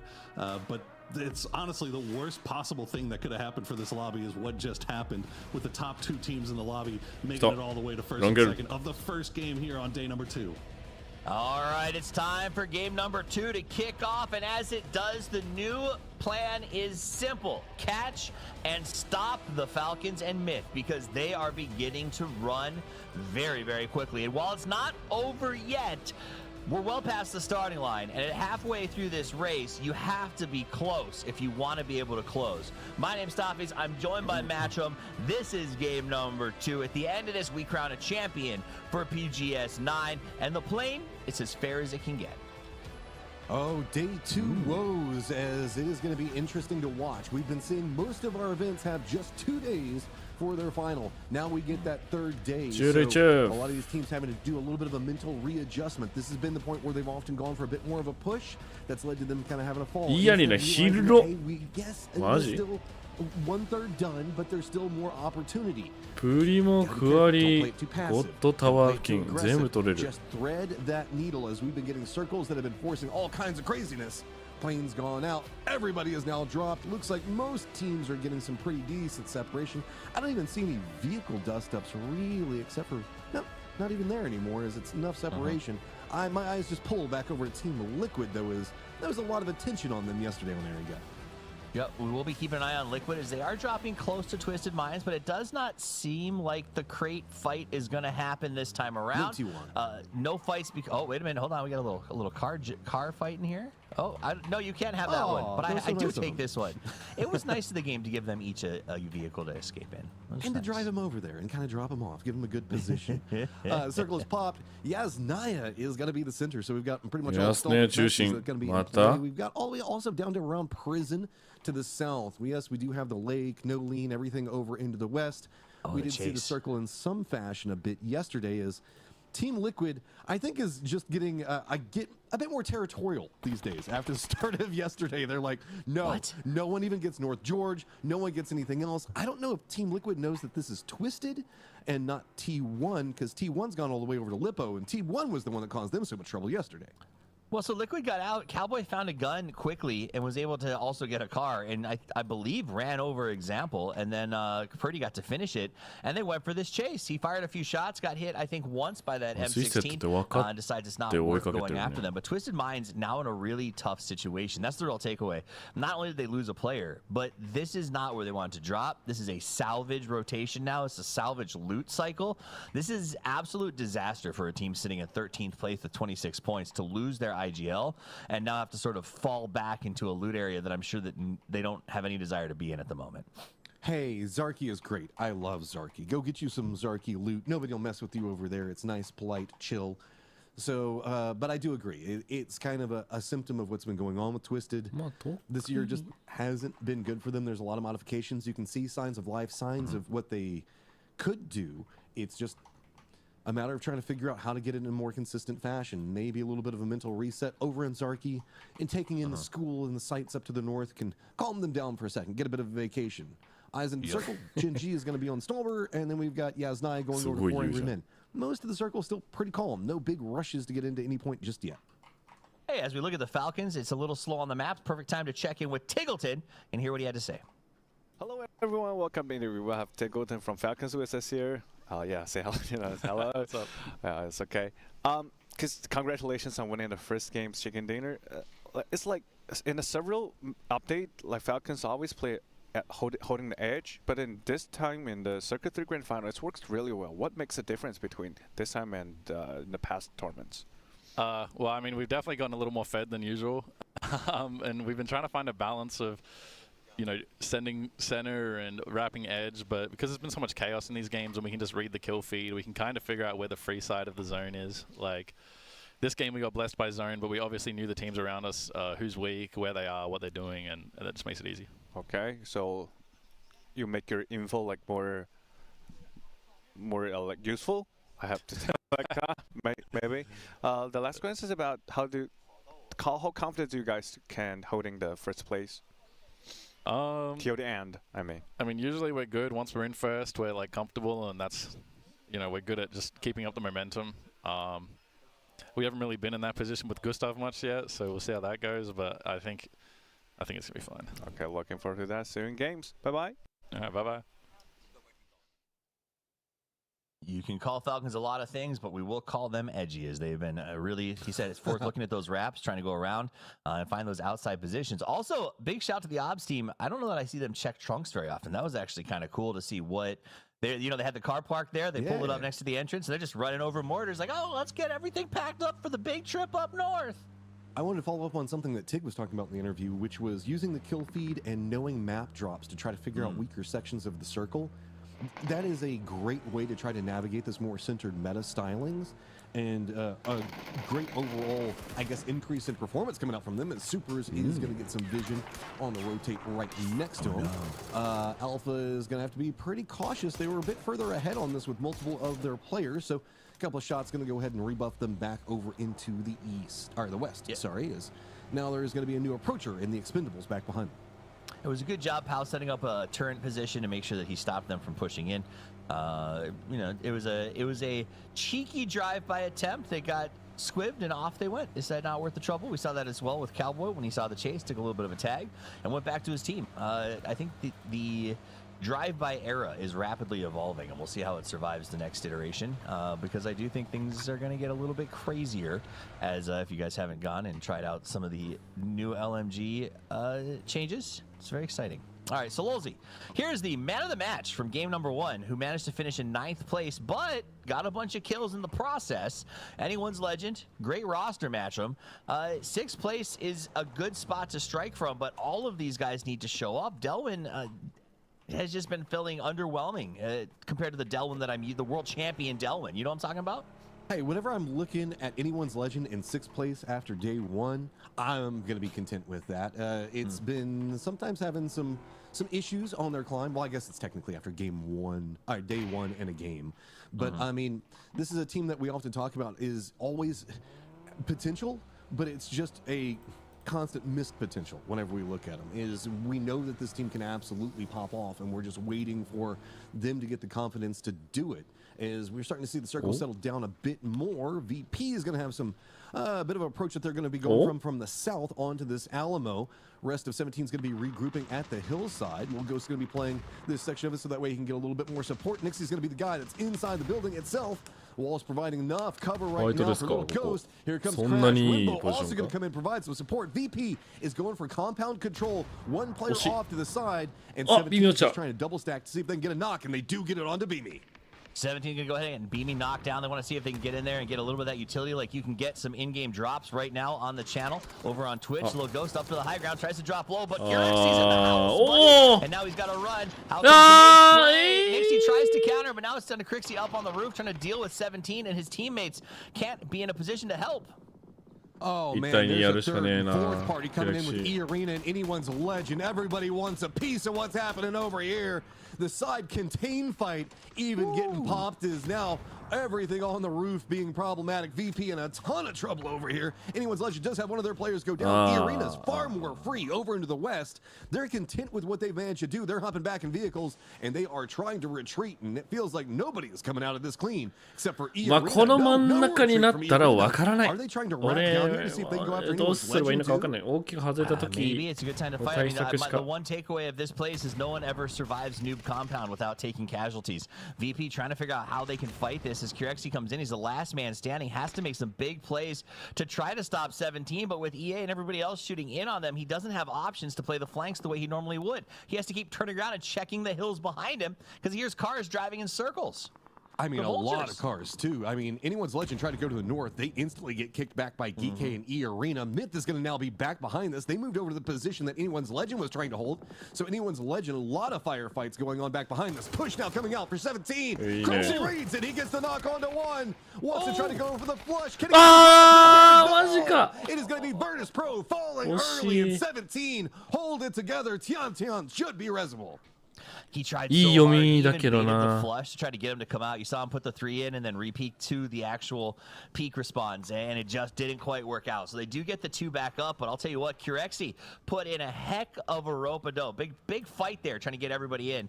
Meanwhile, MiTH and anyone's Legend do finally sort of come to terms with that loot, but I honestly just feel like they both came over. They thought they could get some free kills. They bumped up against each other and said, we're not interested in doing that right now. Three different stories we've got going on right now. Stolber Hillside, where it's going to be Twisted, Gen G, Supers, maybe a touch of Falcons over there. Then we've got the Yasnaya Fields. That's going to be over into the east. E-Arena went over there. 17, of course, that we were just watching. GK and Myth. Then we've got Yasnaya. Yasnaya is everyone else. It's been a full commitment. It feels like the circle's been pulling Yasnaya when we've been on Erangel in this area. So the commitment has come out very early for these teams, and it is just a cluster of squads, all holding down a couple of buildings between them.みたいに安値はもっと入んのかなと思ったら So many squads jammed in there. VP's already out, or they'd probably be in there as they were yesterday. Yasnaya became a circle, and it was very tough to get out of. We watched a lot of teams load up into this area, and then have to all of them try to figure out how do we get out to those fields at the end. So I don't love the amount of teams that are in here, Matt. I understand why, but I think it could become either a nightmare fuel urban ending or a horrible exit for every single one who came in. Sounds fun on both sides to me. It does. Now, emergency pickup has been called by the Supers, so we might have another Yasnaya team, or just maybe, depending on how the circle goes, getting somewhere, anywhere else. The southern section of this is, of course, the most open, and oh no, 17. This is not the path of least resistance. Well, maybe it is. Himas, it looks like, oh no, he's going for the reses! IMAS just gonna pop Tian, and that is gonna be a big problem. 17 wanted that back so bad, and poor old Widbow is by himself. New circle about to pop right now, and it stays Yasnaya. They knew it was going to happen. They were like, oh, they're fighting over at New Compound. You know what? Let's just go wait for what's inevitably going to be the only place you can go res. Anyone's Legend is just mean for that, but awesome and smart at the same time. So 17, going to have to go ahead and figure out, well, I guess we've lost him. The res didn't have time to go off, so now just on a solo mission. But here comes the crash into town. Geeke drives right past Petrichor, gets inside the wall before they can do anything about it. めっちゃ空いてたからね。今回は取られてる。already being punished, so T1 going to steal. 昨日空いてるのを見て 4M Circle gives you pathing back out in the fields and some control over that, where we're going to have Twisted Minds, maybe even the Falcons. Nor Gen G also going to have to be holding down this position while they're watching Supers rotate next to him. 17 does get eliminated out in the fields. No surprise. New contenders approach from every angle. E-Arena inside of vehicles. They're making the run in. T1, though, getting punished, and just look at everybody trying to steal a piece. He tried to do a 360 nade toss. That was dope, but then ended up dying. So it wasn't as cool as it could have been, but it was still pretty sweet. Meanwhile, APG fighting inside of town. Tycon trying to make something happen. There's battle everywhere. That's what happens when all teams, 6 or 7, I believe, are inside of town. 7-1's Geeke drove in. Xiongjiang trying to get picked up by Park Pro. T1 did some work on them from the other side. Dealing with E-Arena inside of the apartments. No, you don't want to go down through a window. Oh, that's really a rough case scenario to get in there and try to get the save. All he's got is a box to hide behind. Oh, and an LMG holding the window, just making it punishing. No! Oh, let's just get a bit of whatever you want. E-Arena comes into this a bit blind, and Petrichor Road doesn't like their new neighbors. Bit too noisy at night, and it's Petrichor Road just carving a path through them entirely. The south is just Petrichor Road, man. You do not come over here. You know, the rabbits in its burrow and the Petrichor boys are hunting. I tell you what, they thought they were defending the inside, but Petrichor attacked from the outside, and then it was just overwhelming force. They threw 4 strong in that doorway, pushed their way up to the hall, and E-Arena gets dismantled and cost Petrichor nothing but a couple of rounds. 9th, 10th, and 11th down early, respectively. Great opportunities for Team Liquid. Twisted Minds, Petrichor Road, everybody down at the bottom that's wanting to try to climb up a bit more. Problem is it's so Yasnaya focused right now. If you're not there, you're praying that it goes anywhere else. Twisted Minds just hoping that this shack is good enough, because they've got Gen G over the northeast. Falcons kind of to their east, kind of to their south, running a 2-2 split. MiTH is the only team that's really like in the southern 50% outside of Yasnaya in this circle. Yeah, they're in a good spot. I think the Falcons could be okay with the shift here. Twisted Minds is in a spot that'll pull shift, but I think is not going to be super late into the end game. As we take a look at them here, as they're sort of just waiting to see what happens next, smoking up their cars, making sure they have an out. That's the replay, the Himas attack. Like, he's like, what did you want from me? Of course they was going to be there. Oh, I didn't think they'd be there. That's exactly what would happen there. Luke getting into the car. They're ready for the shift. Here it comes. I really thought it would come when I said that. There we go. Hey, that works out. So they did get the shift, but they don't have a lot of options on where to go. So right now you got to protect the cars. I get guests back out. Do what you can to secure it. Anyone's life is going to go ahead and get kitted up onto the E pickup. MiTH still technically in the circle, and Falcon's going to collapse. MiTH was trying to see if they could approach over here. Way too hot for them. Falcon's going to have an easier bit of stop-offs that they can do. Is Now MiTH is going to be able to spot out いや、ここ Falcons. It looks like Falcons has ファル already コン got ズに対し themselves て a pretty だい decent ぶ scout on あ their approach. Actually pulls away from that angle of it. Looks like they might just be going for a couple of theseなるほ tips that have ど been popped off. I wouldn't be surprised if they maybe did them themselves. So Twisted's going to have some vision on them for quite a while. Gen G あー has two 割と roaming factors いい that の are か going on こ over れ into the east. The northern section of Gen G is going to have to find something. Landfall now coming up from anyone's legend as it's going to be Guman trying to defend. Some damage on Himas. Does get the nade to knock him.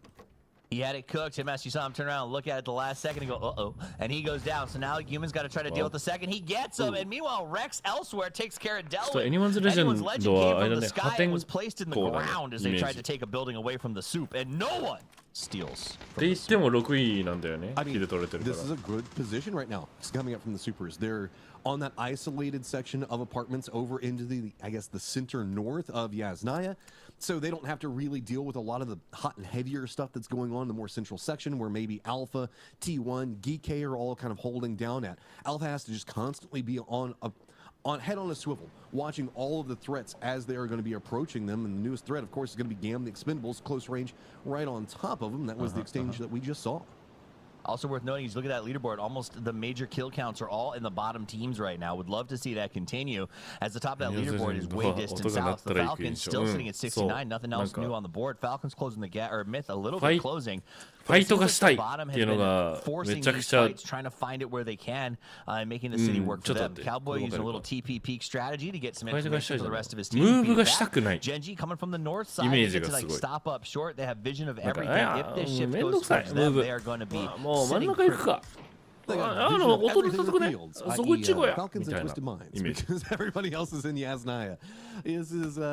I mean, it's a great visual point. You're 100% right for Gen G. If the circle pops away from it, they're going to have so much control over here. It's just there's no threats that they really have to deal with. It's more just going to be the firing line coming out from Yasnaya on every single one of their peaks. Falcons taking shots, 4 Angry Men taking shots right now as nobody's really too concerned about burning 別にバカ except for バカとは言ってないから and ね Bean, who's だからムーブしたくないのかなみたいな Well, this is Soul's strategy. If he puts you out of combat up here, he can't lose you. バカとは言ってないから And that I think is what he needs to be able to throw you at people in the late game. So he's got to keep his team safe. これファルコンズミスが取ってる集落捨てて真ん中取ったけどこれいいムーブかもなおお寄った寄ったうわやばミス戻った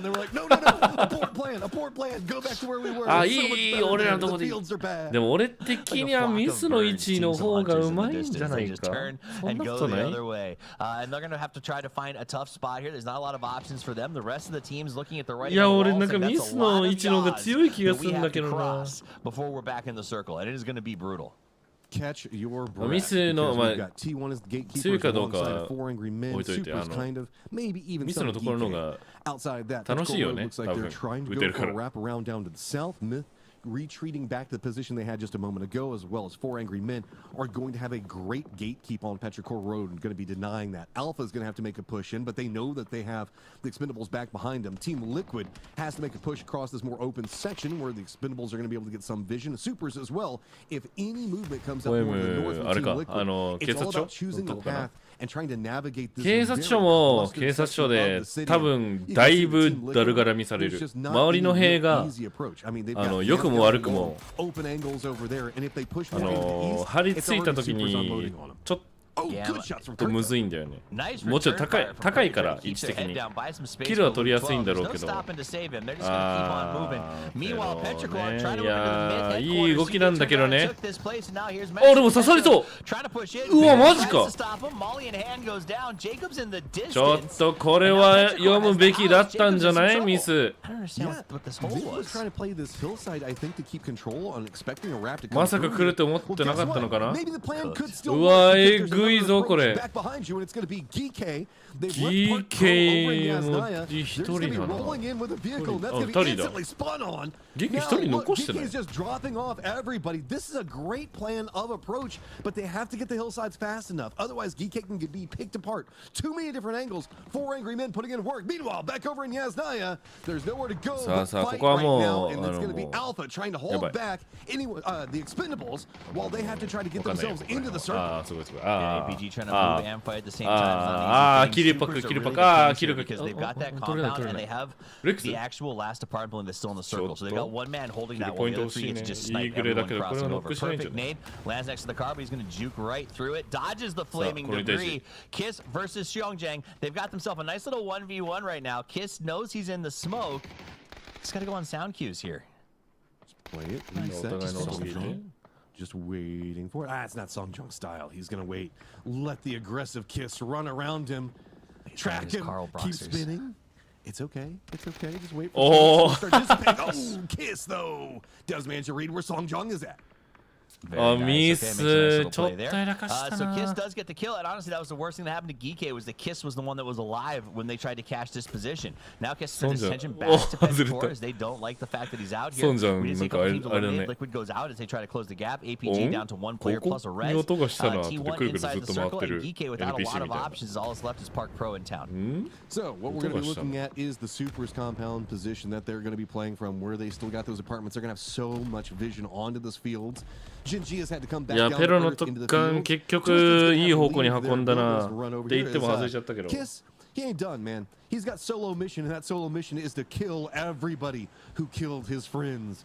It's just like full John Wick Kiss mode over here. He knows Petrichor Road, no real other option except for having to deal with him. Kiss is like, you killed my dogs, man. We got to fight. And he's ready to go. So Kiss up on the high ground, or the low ground, I should say, trying to make a move. Petrichor throws a double nade. He sees it coming. He moves out before they can. Tries to make a move, but it's a double-barrel shotgun in the middle of the field that costs him big time. I think it's like they knew exactly how Kiss was going to push this. We've been watching him play this year, and I think everyone understands how aggressive this guy is. Okay, so Falcons got a pretty decent split inside the circle. 4 angry men still have some of the courthouse in play. We'll have to see how that goes for them. T1 also just going to be to the south of where we see the Supers playing at. So, Petrichor Road, you've got to get in the circle, as well as Twisted Minds. It's really movement over into the east, and a lot of very flat sections with a built-in crossfire, just due to how the teams are set over here. Petrichor Road and Twisted have to be so careful in how they navigate this, because Twisted, even if they do just barely manage to get in the circle, it's going to be Genji and Falcons that have a pinch on them. And now Petrichor Road, they don't like it down the south. They're going to try to roll, and they're going to run right next to Twisted Minds. This just doesn't feel like it's going to work out. There's already one down, and there's the second. You know, they needed those points. Oh, Tingleton got the second one, so he actually takes away that 04MB. Nice move by them, as the middle of the field is going to be absolutely detritus. We did see the Twisted Minds lost this circle, and this is almost worse that they lost it in this one versus the last one, because there's just nowhere to go at this point. And they've got to try to secure these hay bales, I suppose, to slide forward, but they're going to do it under a heck of a lot of fire. Genji got down there first. They're going to be protecting that bale from the high ground. So Twisted Minds, you can see, passing around some utility and doing their best to get ready for what's going to have to be a very difficult surge forward. Oh, nice tires. Oh, no tires, no nothing. Hey, it's at least going downhill, so maybe it'll build up some speed that the tires wouldn't provide. He's got an MG. Look at the mini map. It is just a focus, man. There is nothing Twisted can do. Every single person in this lobby feels like they're shooting at Twisted Minds. That is a The best way to show how much this was never really going to work is that everyone who got a knock didn't even bother trying to get another kill. They went for the flush immediately because they knew there were 4 other teams shooting at Twisted Minds as they made this transition, and if you didn't get your confirm, it was definitely getting stolen. So, but at the end of the day, like, what could you do, Twisted Minds? There was no other option. So I get why they did it. They made a bold move. It didn't work out, but the shift is what the shift does. Speaking of shifts, Falcons, last interview, Matt, you heard him. Tig was like, we got really lucky in that game. This is a great circle again. Yeah, I mean, they made a pretty dangerous choice. That's the thing about it, right? When you come to this spot, it could have really blown up in their face, but instead, maybe they can blow up somebody else's faces, as it is going to be Trigonometry going right after Genji, and poor old Genji. Welcome to the Flatlands. You're going to have to deal with all the mortars going your way. Do you even read it? Oh, a bit short. Oh, coming up. Used your headphones. He's going to do the follow-up line. He always throws 3 in a row. There you go. Yeah. Doesn't manage to pick it up, but much closer at the end. And not only did he didn't manage to pick it up, but he also destroyed a lot of cover options from that direction. So they'll be able to use their guns and snipers a little bit more effectively while still having a decent amount of cover for themselves here on the edge. It's a great Falcon scenario. Soup coming out of the building, a really tough push forward for them. They did see those mortars get used up, so they're going to be watching here. Their hope is to get Genji from the opposite side, which should be interesting to watch as our Korean teams continue to go head-to-head. This is that Can Soup climb the boards? 8 kills, 12th place. They have a little ways to go. でもサルートの位置がめちゃくちゃ刺さりそうだねこれ。 Yeah, it's going to be really hard to do so. T1 also going to be hopping in vehicles. 4 Angry Men going to make the push onto Falcons. Shrimsy needs to be holding that angle as close as he can. He's got the shotty ready, but kickstart and the barrage of nades. He's going to go down. So 4 Angry Men at least find a way to knock on the door for this circle. But can they get past a Shrimsy hiding in their midst, inside the building, waiting with the shotty? Gonna try to get a little bit more space. Meme at this point, bro. Sneak around it. 4 Angry Men, now they're going to make the push in. Window holds it. Oh, Shrimsy, this patience could be a problem. Now he's got time. Jumps out, gets the knock onto 1. And that is going to be enough to stop the 4 Angry Men push. Oh my gosh, Shrimsy, you're the worst. I love it. This is the second time they've set him in a spot where no one expected it. He comes running out of the bathroom, furious, and gets the kill. Now you got Spaceman pushing forward. He's actually, I like Gustav went forward and used his smoke, basically. Kick low, getting healed up. Gustav tries to peek over the top, gets a flash in his face, and now he's waiting for Spaceman to come out of the crater. It should be easy. Get his team back up to full. He's just maintaining and watching to make sure that Spaceman doesn't come out to try to stop Kick from getting picked up. Yeah, the rest of 4 Angry Men going a bit wider over into the west. That's getting punished. Good shots coming up from Shin, though. Wow, 2 down for Falcons. Shrimsy last one up. He manages to get the knock on to Shin, but Falcons now in some trouble. T1 start looking this direction as well. It's going to be much harder to get over here, but it looks like Heather is trying to just reverse back into this angle. HS having to just juke out everything is where do you even go? 4 Angry Men finally fall, but Shrimsy's got to just go on a rest chain right now. He's got to get his teammates back up. I mean, Shrimsy, the savior there. Nice little move with that Molly, got them stopped down, ended up wiping the team, so the landmine pays off double dividends. And now they get to come out, pick up Tiggleton and then Gustav, and they'll do a little chain res system as Shrimsy returns to cover. So Himsy coming through in the clutch for the Falcons in that one. T1's just going to be content with Southwestern control for right now. They've got most of their players in position. Supers have to make a bit more of a difficult choice. They're running a bit more of a split. 3 players up to the north, but Salute's going to be over here just kind of watching any form of movement that's going to be happening. Human's going to go down. Salute has a great angle onto any approach over here coming up from the Supers. And any movement to avoid Salute's positioning is going to be punishable by T1. There you go, raining spots out heaven. And I don't know how Supers can manage to make it in. They need to deal with either Salute or T1, and it's just walking right into the killing fields with nowhere to go. Supers essentially doing what Twisted Minds did, but without cars. So it's a little bit slower and a little bit more painful, but the bleed is still there. We have a hay bale and a portable shield that's reset it up. Oh, to get my friends up, but now it's just 3 guys lying on the ground. Unfortunate deal. High round. He backstabbed T1, bought him some time, but Shrimsy says, "You leave my T1 alone." That's my kill. That just fed everything potentially dream of having. First game was theirs. They bought distance on the leaderboard. Now they've got themselves back up to 3. T1 type up on one side, Salute on the other. That's going to be some clutch potential on both sides of it, so you can't just assume that this is going to go 100% Falcons yet.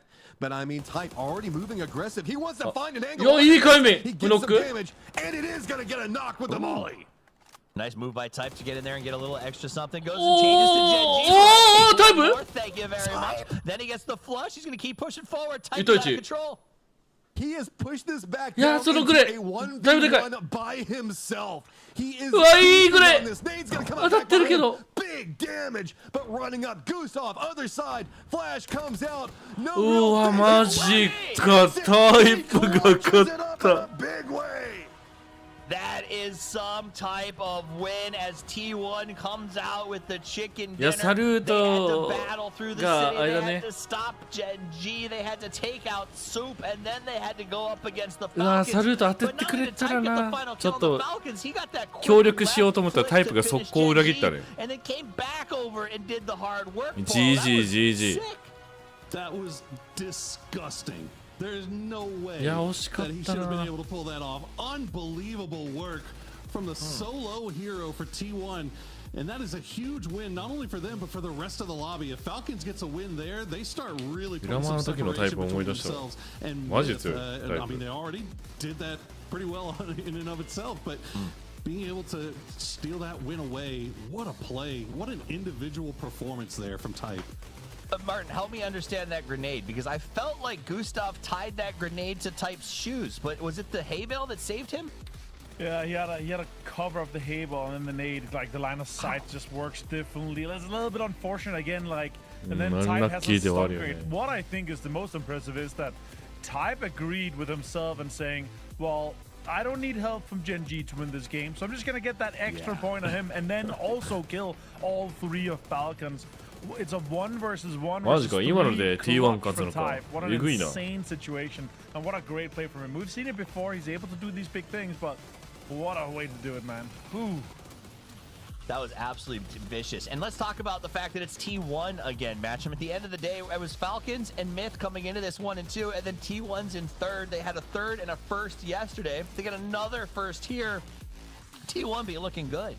T1, just make it to a final, bro. When you get there, it's great. It's just you're struggling so hard through the survival series, and I love it. There is, I don't even know, like, Type played that so cleanly, you can't even really call it a bad misplay from Falcons.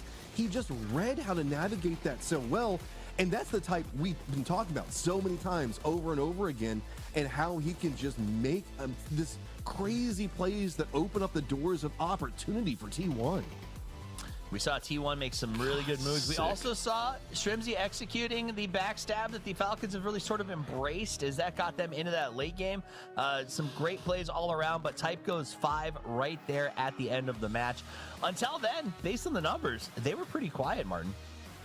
Yeah, but I mean, this is this kind of superhero level stuff that Type is just able to do, and with a stun grenade, he just runs at it with 20 HP or so and gets it. What a way to do it, man. Again, when we're looking at T1, sure, they've missed some finals, but once they're here, man, they're such an absolute pleasure to watch. And they're mechanically gifted, the way that they approach the games and being smart about it. They send Raining and Heather out on an off angle, and then Type was crawling. Rex did get some really good clutches. He stole a lot of damage, but Type, he is the hero in my heart and the man of the match from this one here in my opinion. 100%. And while the man of the match is determined by stats, I don't think anybody expected Type to run the way that he did. He moved so fast. He got everybody caught out. That flick to Gen G and back was beautiful. But we'll give Rex his due. They got a lot of work in from the apartments. That was probably the key there, Poro, is they were able to hold and hurt everybody in town. Yeah, that was always going to be tough. As soon as you saw those circles moving off to the east, I mean, you looked and you were like, once again, Falcons and Myth both kind of didn't commit to the city. And you're like, oh my God, is it going to be Falcons and Myth again? But Myth gets dispatched of, and again, our Korean teams just managing to survive the fight for Yasnaya, and it ended up being a Korea versus Falcons endgame. And man, again, I just can't say enough about Type. This is where you need your superstar players to make the superstar plays, as we say it time and time and time again. And as a result, Falcons, they're nice lead there. It could have been more. Falcons jumps up to 80. Sheesh. Thank goodness. Thank you, Type. I'm now excited and really happy for Type slowing that down, because 80 is a big lead. Made in Thailand 62. T1 does stay at 59 and is competitive, and then it falls off even more as fourth place is staring down the barrel of over 30 points to catch up to first. Soup had a great game, and they are starting to boil, but I don't know if they're going to get hot enough, as they've only made it to 10 off the top of a bad start to day 1. Excellent round so far. Those first 2 games really set us up for I don't want to say a race. It feels like I'm being a little pedantic if I say there's a race on the way, because that is a tough point gap to get past, Matchroom. I mean, whenever we look at it with the 2 different breaks, whenever we go down into 4th place, there is a bit more of a climb potential there, but it's really just going to come down to, do Falcons fall? Do they go out early? Do they have some of those rotation woes, or does the circle kind of abandon them, and they just can't figure out how to get in? It's all on to the Falcons right now. Whenever you end up with this level of a point lead, you have to just acknowledge that it's on them. If they can just stay mildly consistent, Everybody else is just going to have to make these massive, just come up games back to back to back to try to catch up to them, and it just is putting all the pressure on everybody else. But the moment they fall in, let's say, 12th place and below, suddenly everybody else is going to have big come up potential. Well, we're going to take a quick break. When we come back, it's time for game number 3 of day 2. Don't go anywhere because we have a chat with the team that does have to catch the Falcons. It's Kiss from MiTH. Hello everyone, welcome to the interview. We have Kiss from Made in Thailand with us. Let's say hello to the audience. Hello. Hello. You seem like in a good form right now, and you're the front of the leaderboard. So can we expect to see the PGS6 miracle with Made in Thailand? 我们能，因为他们现在排名很靠前，我们能期待能看到 PGS6 一样的这个画面吗？ตอนนี้คะแนนของเราสูงมากค่ะเราคิดว่าเราจะได้แชมป์เหมือน PGS6 ไหมก็คิดว่าจะได้แชมป์ครับแต่ก็ไม่ได้หวังขนาดนั้นครับแค่ทำให้เต็มที่ที่สุดก็พอแล้วครับ理想是希望能得到但是目前是做到最好就够了 We want to make that happen, but for now we just try to do our best. And the next question is, how will Kiss assess their form right now? With is Kiss happy with their performance right now? 他们对自己现在表现满意吗？ ตอนนี้เราพอใจกับผลงานปัจจุบันไหมคะก็ให้7 เต็ม 10แล้วครับ我来打个分数吧满分10分给7分吧 I'll give myself 7 of 10 like that. Okay.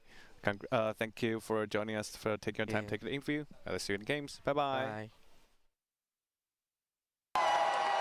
Fueled by the same passion as esports athletes, ZOWI continuously develops tailored products, empowering gamers to bring their best out. Today, we are launching the all-new XL2566X Plus, which uses the newly developed Fast TN panel and upgraded Diac2 technology. The new monitor series continue to evolve, refining details to ensure players can perform their best consistently in games. Arctis Nova 7 Gen 2. The app called the biggest cheat code in the industry is here for PC and console. It's got real-time audio control to do crazy things. Okay. So use it and abuse it, you crazy person. It's the new gold standard.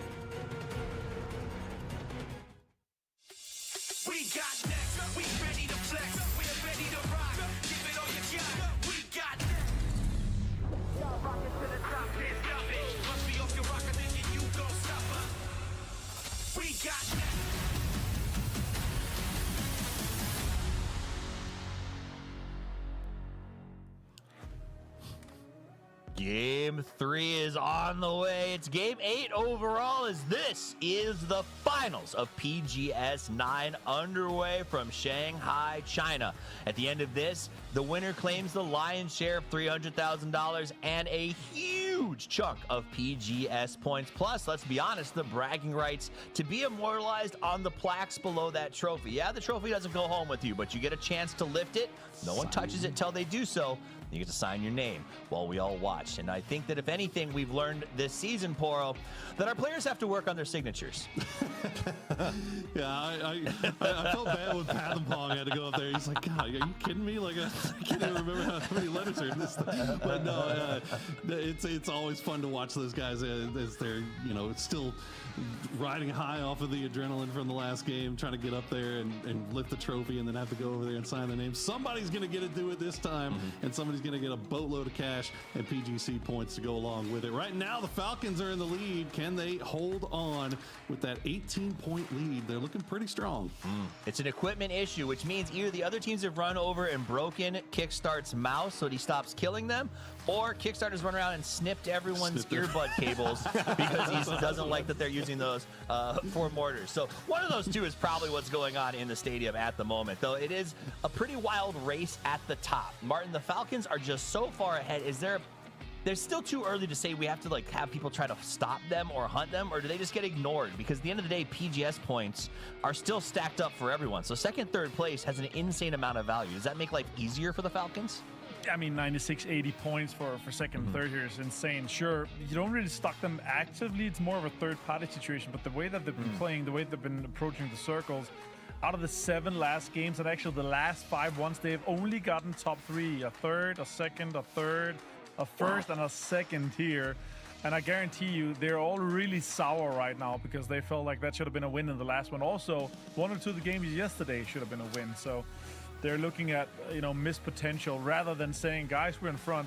They still want to fly even closer to the sun here. I just hope they don't become fully immersed as they turn into Icarus. No Icarus. We want to stick to the ground, all right? The wings, though, may not be waxed. Perhaps there's a chance that if you fly too close to the sun, you also can get yourself some cool free stuff. Watch for 30 minutes or 60. You get an emblem and a spray. I like emblems more than sprays, but you do you. So get both. Get them in there. Take them to the battlefield. Everybody likes schematics. If they gave me schematics for watching, I would lose my mind. All right, how to earn drops, link your crafting account, connect your streaming platform. You've done this before. We've been doing Twitch for a decade at this point. I'm not going to walk you through it, but figure it out. All right, game number 3 about to get kicked off. The lads are ready. The teams are on the way. This is officially the halfway point of the grand final. Who better to take us through Rondo than your casters, Porosaurus and Avenger? Thank you very much, Tavis. And yes, we are now into match 8. After 8 teams go down, we will officially be at the halfway point. And right now, the Falcons are in the lead. But Martin, I gotta say, man, it seems like they've been getting a lot of circle luck late game as well. As we'll see if they can keep that going or if it'll abandon them. If it does, can they keep their heads above water? I think that's mostly also because that they are waiting for that second and third circle pop to figure out where to go. And once you go into kind of those areas where you have an edge to play, sure, some of the later game circles also come their way. If you ask them, they say we take those. And let's see how we figure out some of the kind of worst circles. You have to capitalize, you have to maximize, and they are definitely really, really sour about not getting those 5 extra points they could have had if they got hyped down and win the game. DNS ジェンジエニオンズレジェンド真ん中破天荒なチーム真ん中になったが破天荒のまんまなのか。They actually had, some circle luck, circle 3 and 5, and really towards their directions. And more of them as well worked in a way where they could maintain control. But even in the Wrangle game we saw yesterday, Poro, the way that they approached when Circle went away from him, that's what we got to respect, because that's where you're really flying up high and getting a lot of points, when you're able to kind of snowball your way through the circle as you're winning fights.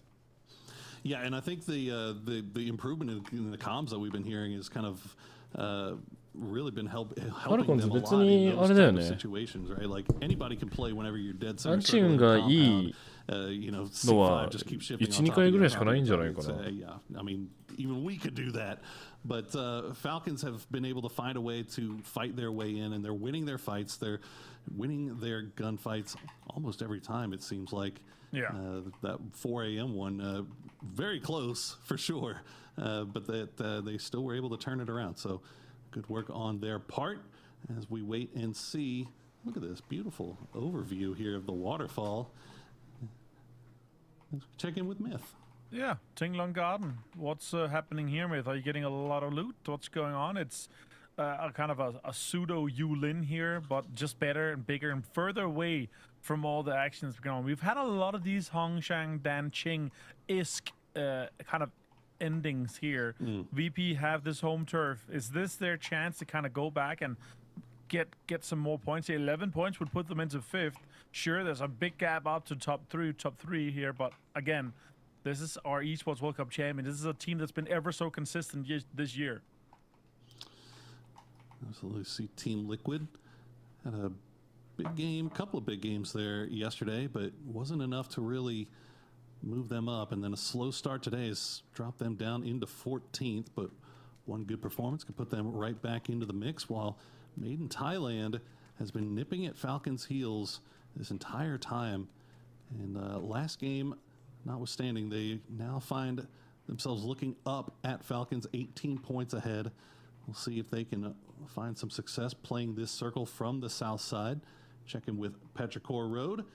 They're pretty much right in the center. Now, they do have Virtus Pro off to their south, Anyone's Legend off to their east. And a little concerned here, for example, the rest of the Twisted Minds boys still finishing up looting inside of Test Track, but 4 a.m. has made their way over here. An example hears them coming. You see them immediately pull that shotgun out, expecting an imminent breach. Some MA spotting off in the distance. And yeah, this is a smart play here from 4 a.m. They know that there is a risk that there will be somebody in this building, so they don't want to just send solos in. They'll make sure they send everybody, and we'll see if Example can pull something off, or if he can at least slow things down while the rest of Twisted start to arrive. You see that car on the minimap heading over in this direction to see if they can save their fragger. Example, for the most part, just waiting to see if 4 a.m. gets caught slipping. Yeah, and now shots comes in from Great push from Example. Spaceman down. Now they're opening, another shots coming in here. Great little flush coming in. Nice. And with 4 a.m. under an immense amount of pressure here, Twisted Minds is just looking to collect. And now 4 a.m. knows that they've got a snake in their midst.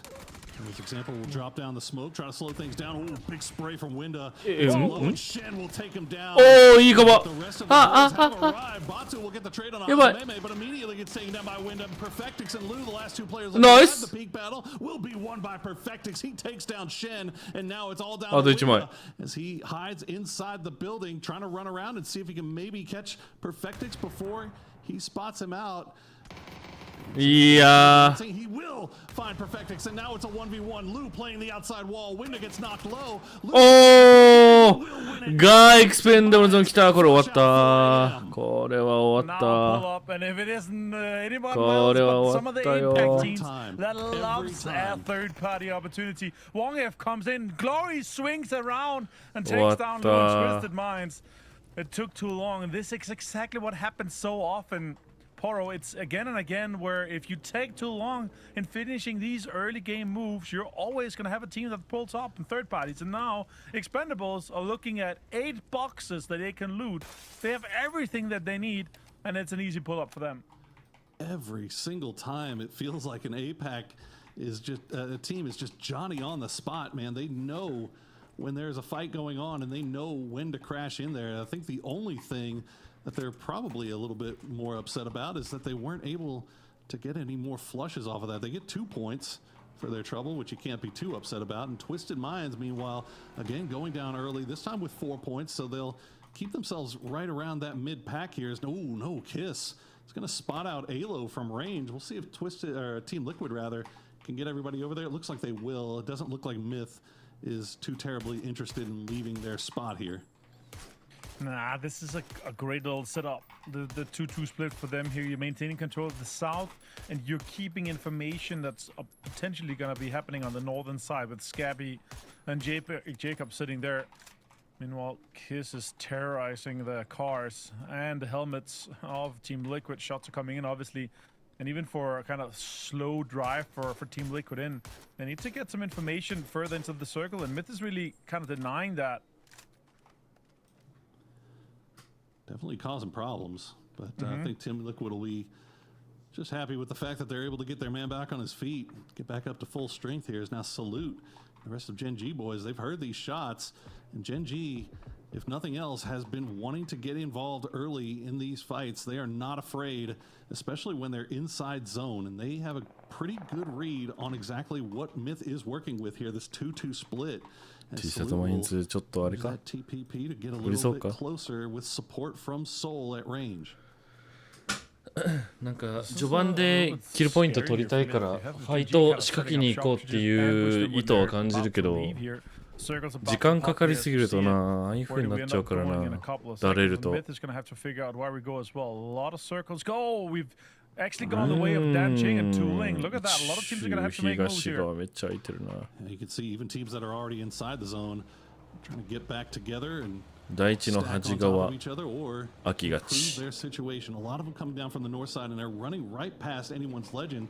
They're looking at Petrichor Road. They're looking at 17. They're looking at Virtus Pro. So a bounty of targets here for anyone's legend as we see Falcons have to make that long push in from the northwest as we get a replay here of that Twisted Minds versus 4AM fight.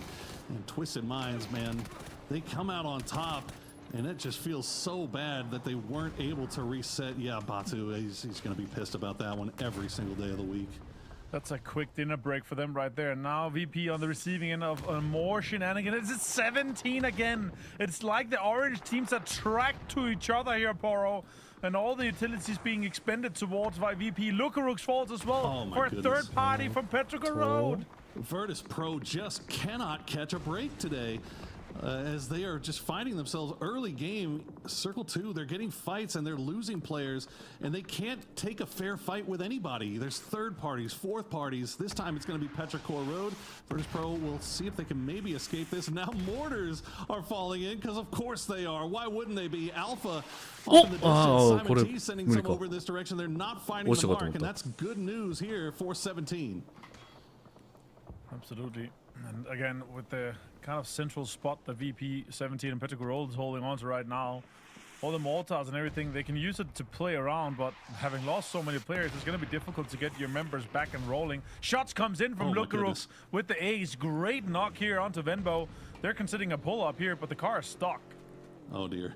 Yeah, 17. I mean, it was unfortunate. They had to keep their eyes on the skies, waiting for those mortars to eventually come in. And unfortunately, Wembwa going to leave the smoke. Nice. Get one knock, but won't get the second. Lukarux barely alive with 1 HP. We'll see if he can heal up and get that res, or if more mortars will be coming, or if Petrichor Road just wants to run right into grenade range. It looks like that's going to be the play. 2 sent down immediately. Will they find the mark? They will not. And Lukarux will pull off of that res long enough to be able to avoid that grenade and exploding vehicle. Maybe now we can go for that res. Smoke signals coming in from the cars as they are signaling. This has been an absolute disaster of an area to play. 17 losing. And now mortars are coming in as well. It's creating a very playable space here for VP, but it's extremely difficult to hold on to even more here. Petrichor Road with the car kind of flowing in here. They've got a decent spot inside this little gap here that they're playing, but they're probably going to have to coexist with this next circle popping here. It's even going even better here.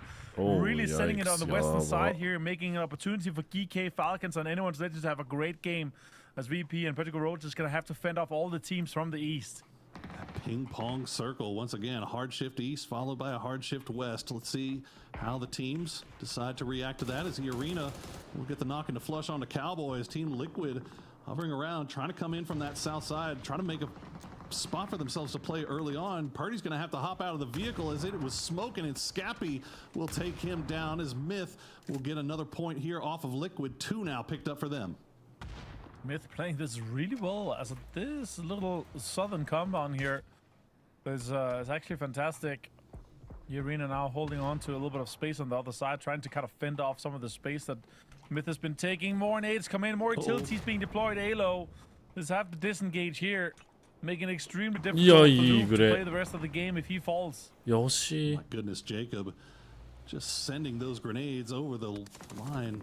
Alo having to keep his shoes tied tight as he is running around, but he will survive just a little bit longer. Unfortunately for him, MiTH knows exactly where he is, but fortunately for him, maybe, is that E-Arena is starting to make their way in from the south. Gen G also coming in as well. So MiTH gonna start running out of time here quickly if they want to dispatch this guy, and they don't want to send all of the utility they have over there to get 1 point off of Alo. So instead, it looks like they're just going to retreat back, play that hard cover, and wait for the inevitable push from these third and fourth parties coming in from the south side.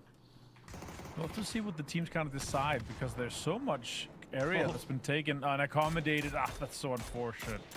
Very unfortunate here. Shabu goes down as well for that one, as we see this replay here. But there's so much area on the eastern side that's extremely occupied already, but the west is just taken by two big teams. And as we see everything kind of lining up, we'll have to see where Expendables go. And all the kills that have almost been happening so far. And oh man, if Virtus Pro didn't have bad luck, they'd have no luck at all. But despite that, they've still managed to get 3 players back on their feet, and they're in dead center circle. So we'll see if they can find their way into the late game here against all odds. As we check in with the Expendables. Gam, the Expendables, trying to come in from that northern side, but Falcons has that high ground position, and they see them coming. They'll already try to prep it out, but Tanvu is going to spot out Kickstart immediately. Oh my goodness, the car going downhill, maybe providing a little bit of support here for Falcons, and it's at least going to provide support for Tiggleton to get back up to the hill and rejoin his teammates. Gustav trying to provide some overwatch for his teammate while they make their way up. Give this spot up. Now that the new circle is coming, Shrimzy gets knocked low and more damage coming through. He will get out by the skin of his teeth, and now Falcons will have to send it into the new zone. Yeah, there's no point fighting for space here where they have an uphill control push here for Gam, the Expendables. They tried to get the Rich, but they were not there in time. Now Falcons is sending towards some of the more central locations here. As they see Luke drive away, they're not aware that this is a team, but they did set up shop. I did see Tick set up a mortar play that they could potentially play later on. Really good player. Salute gets a double late on into the arena. Big knock there for Gen G as they catch Pathapong and Lyrics out by themselves. Big knock there, and another one onto Nurin. So now all of a sudden Opans finds himself the last player left alive for his squad. He will get that knock on a bean as the rest of Gen G starting to collapse here. They will finish him off. Nice shooting there from D, and Gen G wipes E-Arena. Really well played there by Gen G to maintain control of the south and now push on, take E-Arena out. Yeah, great way to do it here. Now T1 on the eastern side here. The Insubers have a 2-2 split effectively. Two of the guys has already sent it into the edge of the zone, and now T1 is trying to hold on to some of the control that they have of this compound here. Rex is shooting towards APG, and T1 is considering, are we going to third party this, or are we going to try to get something else? Over to anyone's Legends. They're fighting GT. Expendables trying to make it onto the north side of this compound. Nice grenade from Clories will take down Delwyn. Duckshoes gets taken down and flushed out immediately, but the rest of the boys are already here. Anyone's Legend caught a little bit in a split here. Good grenade. Gets a lot of damage in, but doesn't get the knock. Anyone's Legend already with 3 kills, now trying to hold on to this north side. It looks like GK might see this fight coming on and are going to wrap up here and see if they can third party this. Absolutely. Now with the kind of way that he's kind of set up, it's a little bit rough for them to try to push into this. Sure, they got a few kills here. Now Wonga with an off angle. He might actually get Himas here if the nade is on point, but it's not going to be good. It's going to be on the other side, and Himas' first aid is already popped here, and they might get the rest on Delvin too. It's a little bit rough stuff for the Expendables. Can he hold on to this push here from GT that's coming off the stairs? Gets the re-knock. Now Himas going to get taken down as Clories will spot him out. Sololzi waiting for that repeat. Clories Switches over to the flashbang. Will try to go in, but he will run out of the door, blind as a bat. Glorious, he's going to spot him out. The shy spray come through, but he's not going to get it. Sololzi will take him down, and now Tanvu and Wong F have to try to collapse here. Meanwhile, Geeke has been overwatching all of this, as now the blue has arrived. Nice shots from Sololzi. He is soloing this Expendables team, but the blue zone has arrived, and he is taking a lot of damage. Oh, that's so unfortunate for Expendables to lose so much. It's basically mutual destruction as Geeke has set up a really good spot, and they get a circle as well for the Western shift. And now they've sent two guys out to try to get the points on Wang F and Sololzi. Falcons is in a good spot in the center, and teams in the east are trying to converge to take some space here. No. Whoa! He tried. Haven't tried to pull off something sneaky there, but Heather was not feeling it. Sololzi, now that jammer pack has gone down, playing around the outside of this wall, seeing if he can maybe spot out this last player. No, Hong F gonna get taken down by EJ. So now Sololzi knows he is all by himself. Petrichor Road will send it into the vehicle, and they're gonna find a spot here that's already been claimed by Chewy. We'll see how long they can keep that one up, as Falcons have that high ground, but no real angles onto this. So Petrichor Road, not a bad spot here. They can play this. This is a decent spot here. If that mortar area was in a better spot, or explosion could be kind of deployed here, they're maybe using more. This is actually a really good spot that Chewy has. Lucas found a very playable spot too, but he's gonna get spotted out eventually by Genji, MiTH, or someone else that comes in from that southern angle. Genji's maintaining the control of the road and the high ground, and now trying to poke MiTH away. And VP has set up shop here to try to defend a push. And with APG pushing, we might be able to hear what VP has to say about this push coming in. VP no VC.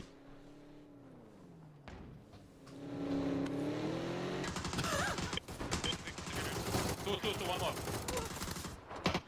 This game is so bad. Blossom. This game is so bad. Blossom. Mira.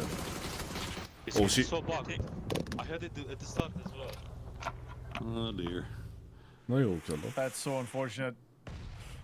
They got that push there from APG, but they had the upper hand. They were down to 2 men, and they have so much utility to expend towards it. And VP has just been on the receiving end for so much here. Auto Falcons has mortars, has shells on the ground, but they are in the center here, Poro. Geeke is pushing them eventually, and Petrichor Road is on the lower ground. It's going to be difficult for them to maintain control of this.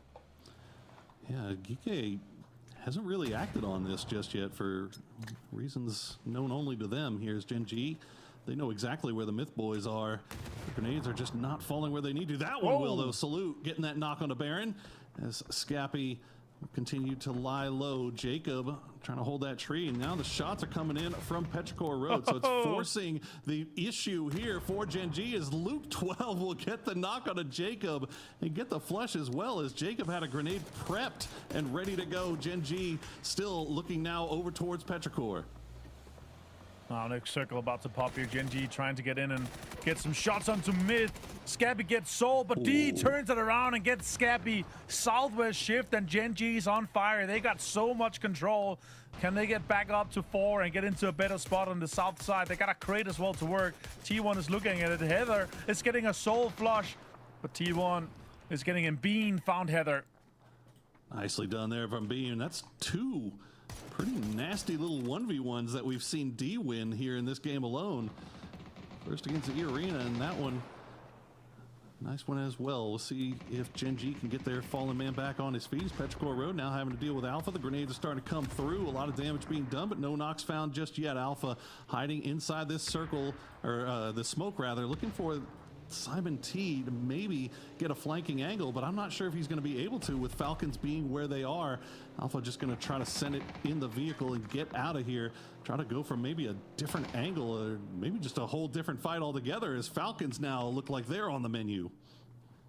APG still outside this zone here. Both Tickleton and Shrimpsy's outside, but APG has to push them before, and they have kind of two landmines set up on both sides, but Shrimpsy is baiting a little bit. They might be leaving Tickleton behind. Shrimpsy takes some damage now. Utilities being expended. Blue zone and two nades in the hands of Tigan. That's scary. That's terrifying stuff here for Falcons. They'll have to C4 move around, be on the move. Fortunately enough for Shrimpsy, he's got some room to work around here, as now the C4 will be attached to the vehicle by Simon T. Let's see if he can get the timing right. Bean will find out. Luke 12, as you said, it was only a matter of time before he was going to go down. 페론이 나갔습니다. Hear the beeping going. He's actually going to send it into Petrichor Road, and that might be the play, as it's going to roll right on top. 와, 오씨,でもいいダメージ. But it'll at least force Chewy into Tycon's line of sight, and he will take down another one from Petrichor. Tycon's just too good. Shrimsy turns on though, finds Dogmai with a nade. And APG's being held out by Falcons. And meanwhile, APG got some damage done onto Petrichor Road. Now Falcons are striking, trying to get the damage done on them. Get the confirmation. Shrimsy gets the bleed out, and now APG has to try to get into this zone. But Gen G and Petrichor Road staring at them. Oh my god! Tycon puts it right in their pocket. Petrichor Road goes down in 5th place, and Tycon once again showing that he is a terror when solo. He will donate his point over to the blue, and Falcons will get nothing from it, and they will retreat back to their cover, knowing that GK has so much control over the western side of this lobby. Once again, it's Falcons versus Korea. Insane stuff here. Another top 3 for Falcons. And now they're trying to put some mortars down potentially towards Gen G. Salute could be on the menu. Or D, but it's close. It's not going to bait them even closer. Good mortars here, but it's basically just enabling Gen G to play this really good slanted hill with a lot of cover on this side of the circle, and the circle moves completely south. You said that circle lock. This one is the worst possible circle they could get. Yeah, that doesn't go their favor at all. Gen G, I'm sorry, Geekay rather, really feels like this could be the moment for them to get a big win, put themselves back in the conversation. They've slid down a little bit down into 6th place overall now, and they see the top of the leaderboard starting to separate themselves a little bit more. But this could be the game that brings them right back in. Shrimsy will heal up his vest before eventually Falcons will have to make that move. Which way is looking better if you're Falcons here? Do you go up top? Do you try to deal with GK? Or do you go for the low side and take the fight to Gen G, where you have a little bit more cover with those trees?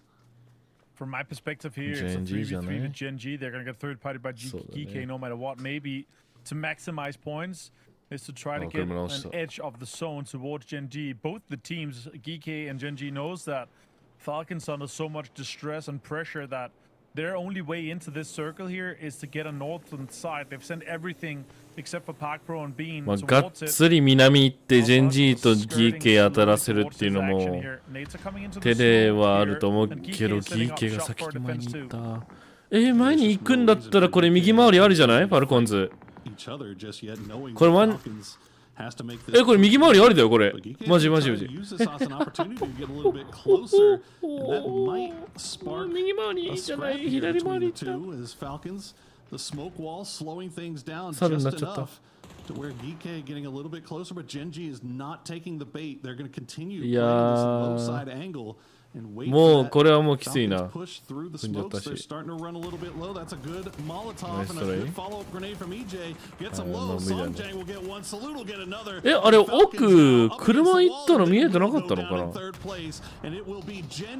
ソンジャンがここの位置を取ってる時点で右回りしてGK を挟む形にした方が良かった気がするけどどうなんだろう。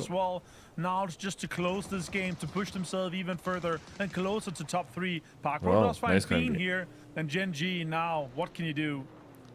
That's a great Molotov there for Park Pro, knowing exactly what the situation is. GK just starting to collapse. Good grenade will find him, and D, he's won a couple of great 1v1s to start off the game here, but 1v4 is maybe asking a little bit too much, as GK will get the win on Rondo.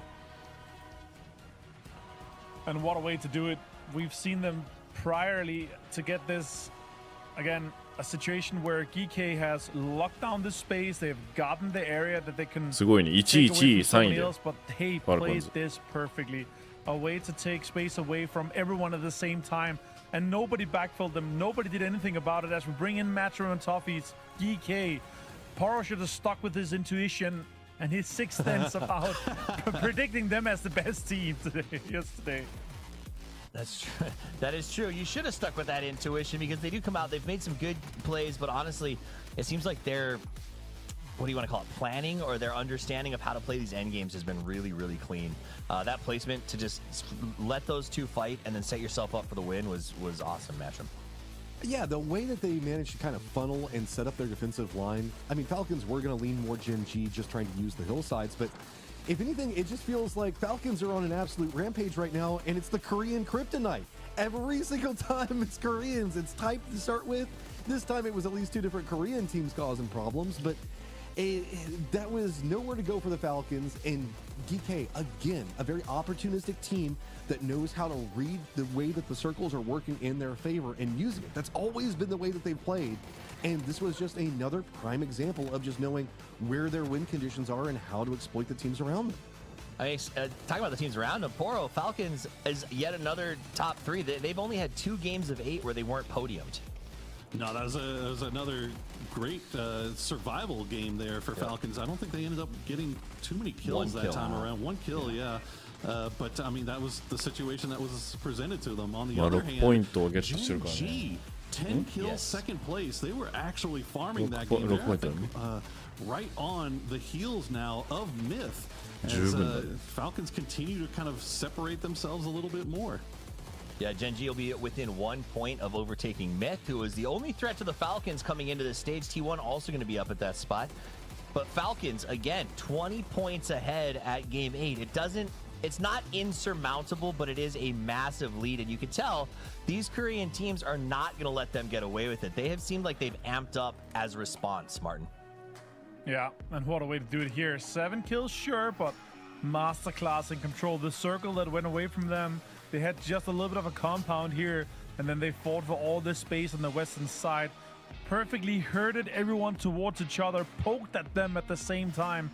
Akan is ever so happy every time. Sometimes you get 5 kills, sometimes you get 0, but I love this guy so much, and he gets 400 damage. 0 kills, sure, but 17 damage only taken, 0 bot Songjang, and 2 kills. These guys were absolutely perfect. I love the thumbs up. I'll never understand the swirl cheeks, but that's just maybe not a thing that I get. Man of the match goes to Salute. That is 4 kills. Really? It's weird to see 4 kills on the winning team, and then the man of the match goes to Salute. But it's because he did so much damage, right, Poro? He was out there just aggressively involved. A lot of damage. And Gen G, I mean, this has been the play style that they've been going for this whole time. It felt like they want to take these fights, and now they're actually finding the good fights on the edge of circle. They're third partying at the right time, they're fourth partying at the right time, and then they're just getting in there and they're winning. And not only that, they're able to reset off of these as well. So their fight selection so far this weekend has been great, and it's been good enough to put them up into the top 3 of the overall leader. But the crazy thing is, look at the Team Falcons. They have not finished lower than 3rd in the last 6 matches. That is insane. Yeah. First two were rough, and then from then it's just podiums. What's up, Matt? I was just going to say, that's the way you started this one off, Toffees, was talking about the fact that it was just the first 2 that were bad for Falcons, and then it has just been a chain all in a row. And, I mean, Tig said in his interview, whenever they have the lead, they know how to hold it, and it definitely feels that way right now. 86 points. Your Falcons are at the top of the peak, and that's where Falcons like to nest. The problem is MiTH has got a player in Kiss who is never satisfied. He keeps on trying to catch up. T1 Gen G right behind that, 65 and 65, 59, 51, and then it gets tough because from 7 down, we've hit a point where it's going to be difficult, I think, to get yourself back into truly striking at those top 3, and that's where those PGS points are, Martin. That's where you need to be. Absolutely. And with all the teams coming in again here now, we've got some more matches to go, and 2 more today. Again, in my book here, we're more than halfway through. It does feel like Falcons can do it. This consistency has been insane. The way that the circles have worked out for them, even the bad circles, they identify situations where it's like, okay, we might die here. Let's try to go play in a spot where we might be able to get even more placement points. Oh, stop showing liquid. All right, let's go. It is time for us to get into the 4th match of the day. We were going to talk about it, but we'll just do it in-game as we give Avenger and Porosaurus a quick break. This is our second to last, our penultimate match for today. There's still 5 to play tomorrow where our teams can try to catch up, but I think the moral of the story as we get ready to go into the Dusty Dunes matchup, is that now is the time that you have to catch the Falcons. If the Falcons do 2 more games of what they've been doing and keep cushioning their lead by 3 points per match, it's going to be almost impossible to catch them tomorrow. Just send a couple of Korean squads over there to mess with them, because I don't know, it just feels like they're finding ways to work around whatever the Falcons are trying to bring. Plane path over in Puerto Paraiso and ending up next to Oasis. Gross. Very eastern lean on this. It does mean that we'll hopefully pull away from Pozo and Chumacera that we've been seeing a lot. I think the phrase is, this plane path is giving me the yuck. I don't care for it very much. I do think it's interesting because, again, the hardest part of this map is transitioning east-west, okay? It's very difficult with the way that the roads are designed and the hills are set up, and that is something that everyone is going to have to potentially contend with if that circle pops over on the left side. Now, if it pops right and somehow favors GAM the Expendables or Gen G, this could be a massive game for them and put Gen G in particular right back into this fight. So this is going to be a really important circle pop, as it doesn't look like we've got too much conflict coming. Maybe a couple of car kerfuffles, but that will be it early. A lot of northern teams leaning out from this one. Usually we see our drops come out a bit Ross Minami deした。 those northern teams are gonna hate that. VP Los Leon is feeling good. なんかロスの気がしたんだよな。 Amazing right now. 多いん And だ this よ。 is a circle that's got, we see a lot. But whenever we see it this southern, it's denied out a lot of the other areas. これはでも今までのとは違 and those kind of う more か open な。 sections in the west, and that's about it.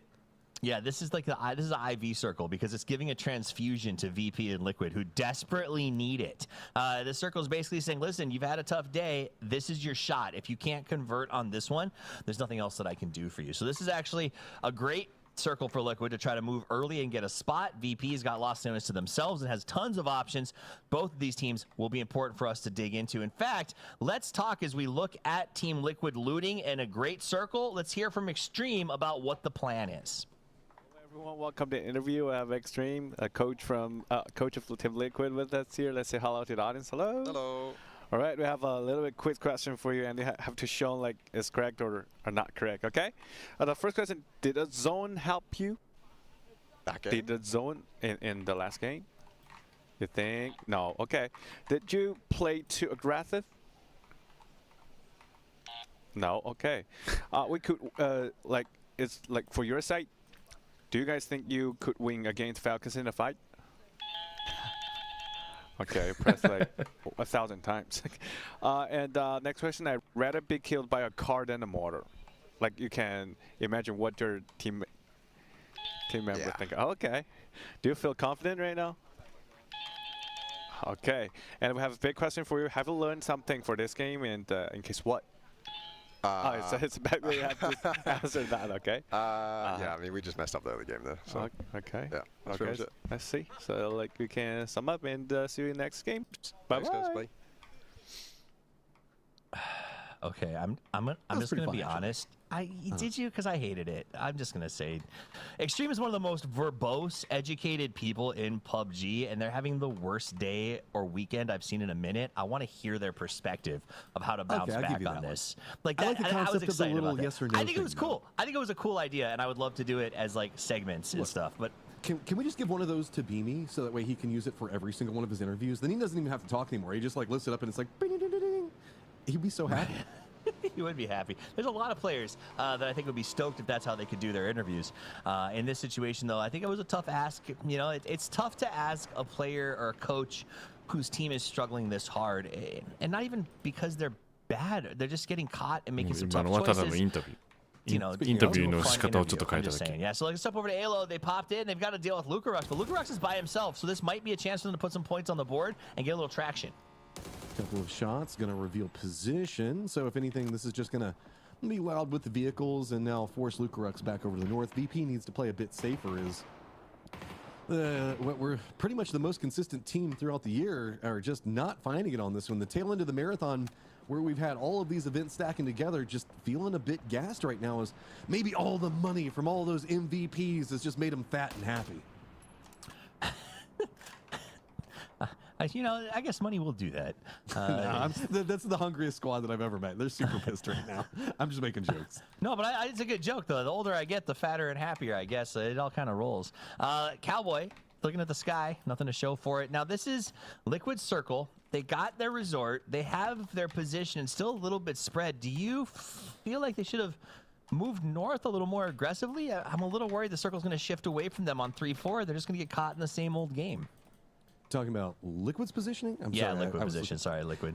Oh, man, maybe. Like, playing Coastline for Team Liquid is not the worst decision to make here because there's a couple of ways you can bypass to the east or maybe even the west if you have to. I don't necessarily mind them playing in a more defensive setup because you have to assume that the north is going to be where most of the cluster is going to be happening. Los Leones is going to be mostly avoided right now, and with the more open sections just to the west of it, teams are going to be clustering more towards center. So you are right that we do get kind of that pull away from coast that could happen, but the way our circles pop, for all we know, we could be going Partona, man. Like, I don't necessarily know if I count an early circle positioning back up land against the coast the worst. AI letting us all know everyone's headed south. Great. And that is where they are going because you got to. The circle is shifting. A lot is in the water. It's definitely, I mean, in a world where it goes to Partona, I would die. It would be pretty amazing, Matt. But let's be honest, chances are low, which means that this is a 40%, no, 60%, 65% playable in terms of what you can go take during these hard transitions. And so you want to go fast. You got to get there before everybody else does because there's just not going to be enough real estate.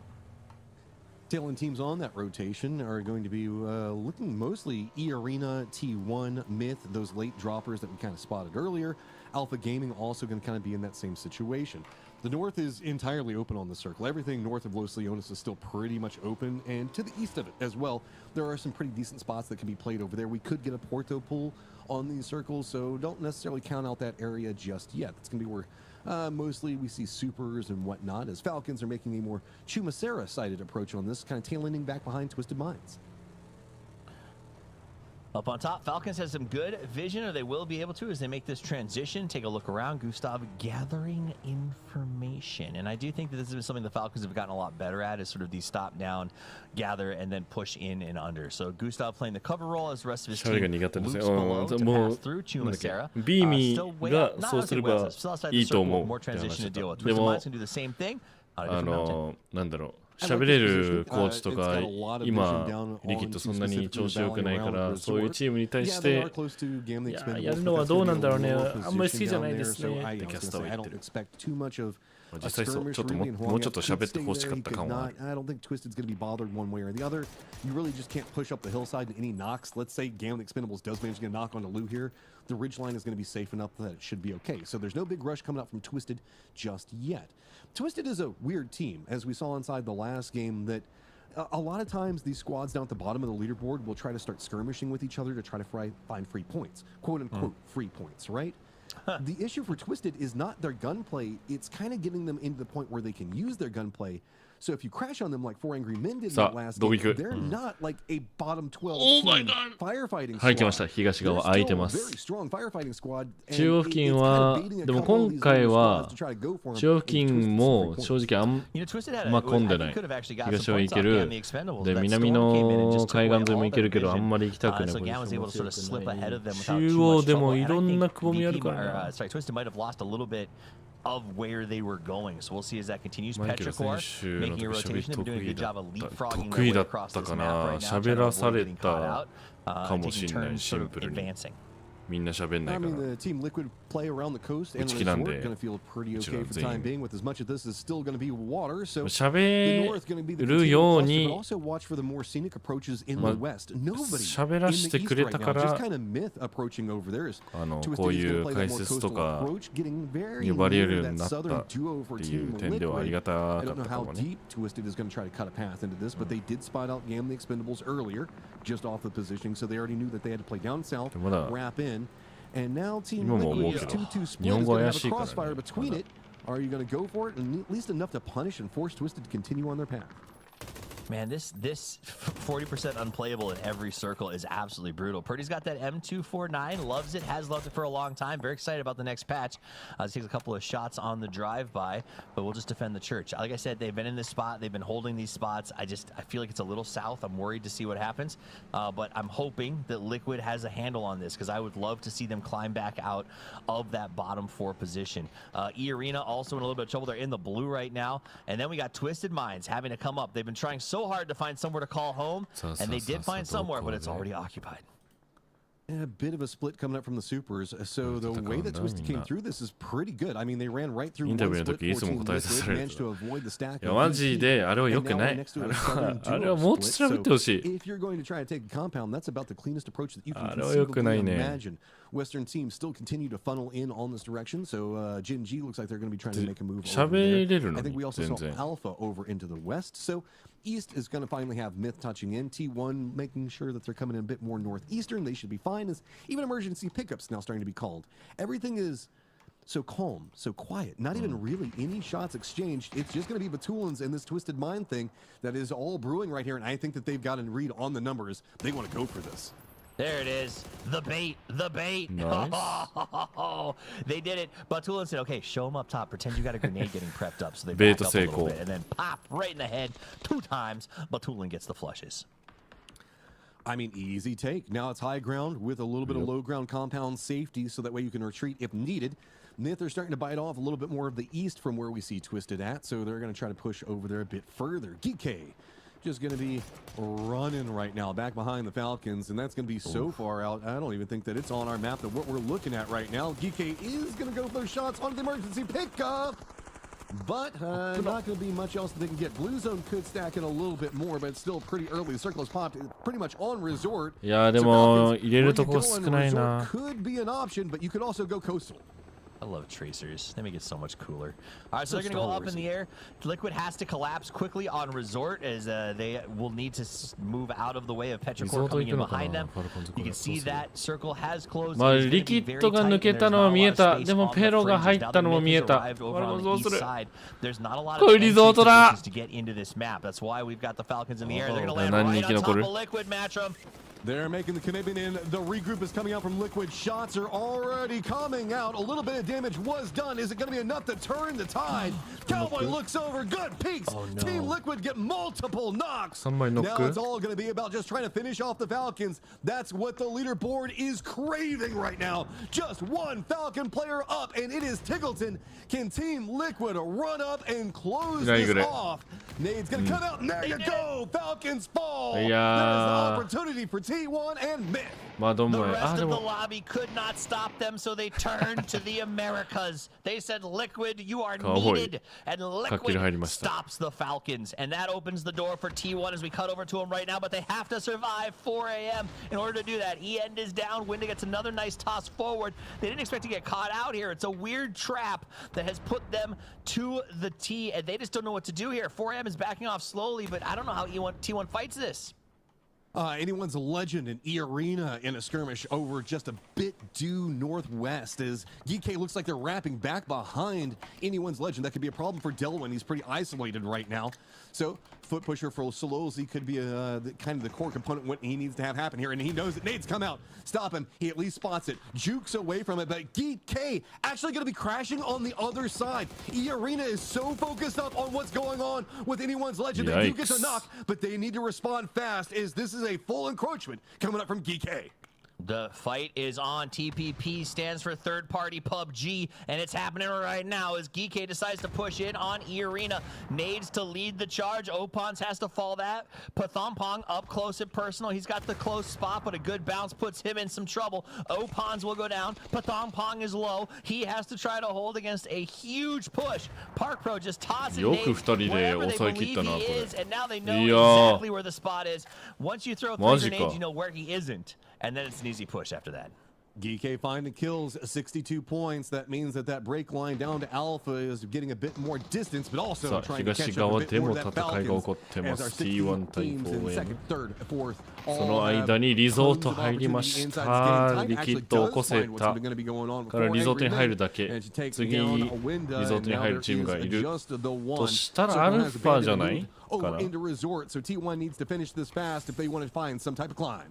They can hear the burning upstairs. They should know that he's there. They've got the Panzerfaust ready and going in as soon as that Molotov ends. Hasameme took to the sky to try to get out of the fire. He'll have a little bit of time to heal as he's now protected by the smokes and the mollies. But I'll tell you what doesn't care about smoke. Panzerfausts. If he pushes these stairs and fires that corner, they're going to double blue. That also will work. Hasameme, I don't know if he has a blue zone backpack or not. Doesn't look like it. Boom. That's going to be enough. Ingerman go down and more kills for T1. Use the opportunity that has been presented. West is probably going to be the new focal point as it is going to be Gam the Expendables trying to hold back Jin G. Jin G's got Alpha back behind them. GK doesn't have too many options, so I guess they're going to maybe push more northern, northeastern. That's going to be where 17 is going to be holding down at as they moved into where anyone's legend in that position we saw just a little while ago. The biggest issue for some of these teams is now T1 and MiTH are both limping as they go into the end game. Both of them needed to have a good game here to sort of close the gap on Falcons a little bit more. But that opens it up for Genji. We see Salute get a sick head knock on Gike for Genji to keep that climb going and get up into potentially second place here. Oh, this is a bad neighborhood, MiTH. You do not want to go over here. Roam right in between a bit of Twisted, a bit of VP. MiTH is going to go down. Jin G with that one extra point that they managed to find on kills so far could continue to climb. Jumps up past him, so it is now Falcons T1 Jin G. Jin G still with that 4 up, but they still have to get all their players into the circle, and that's going to be right next to Gam the Expendables. All right, 17. 17 sitting in 12th place currently, needs to put some points on the board, but here's the good news. It's a very quick jump up to 8th. Just a couple of kills puts you back in the hunt for those PGS points as well as some decent cash. And it's also, like I said, 7 games left to play. If you win this, you could be back in the hunt for top T1. 3. Reigning, T1, he comes in. He's got the Panzerfaust. He lays behind the car, but Twisted Minds needs the points, and they're not going to Tries to go for the picture, but Tulins gets the knock onto Reigning. That is a massive うわ、2位のチームもここで落ちる？返せる？いや、無理だ。これミス T1 が落ちると次追いかけられるの JNG、GK。GK いい感じなんだけどね。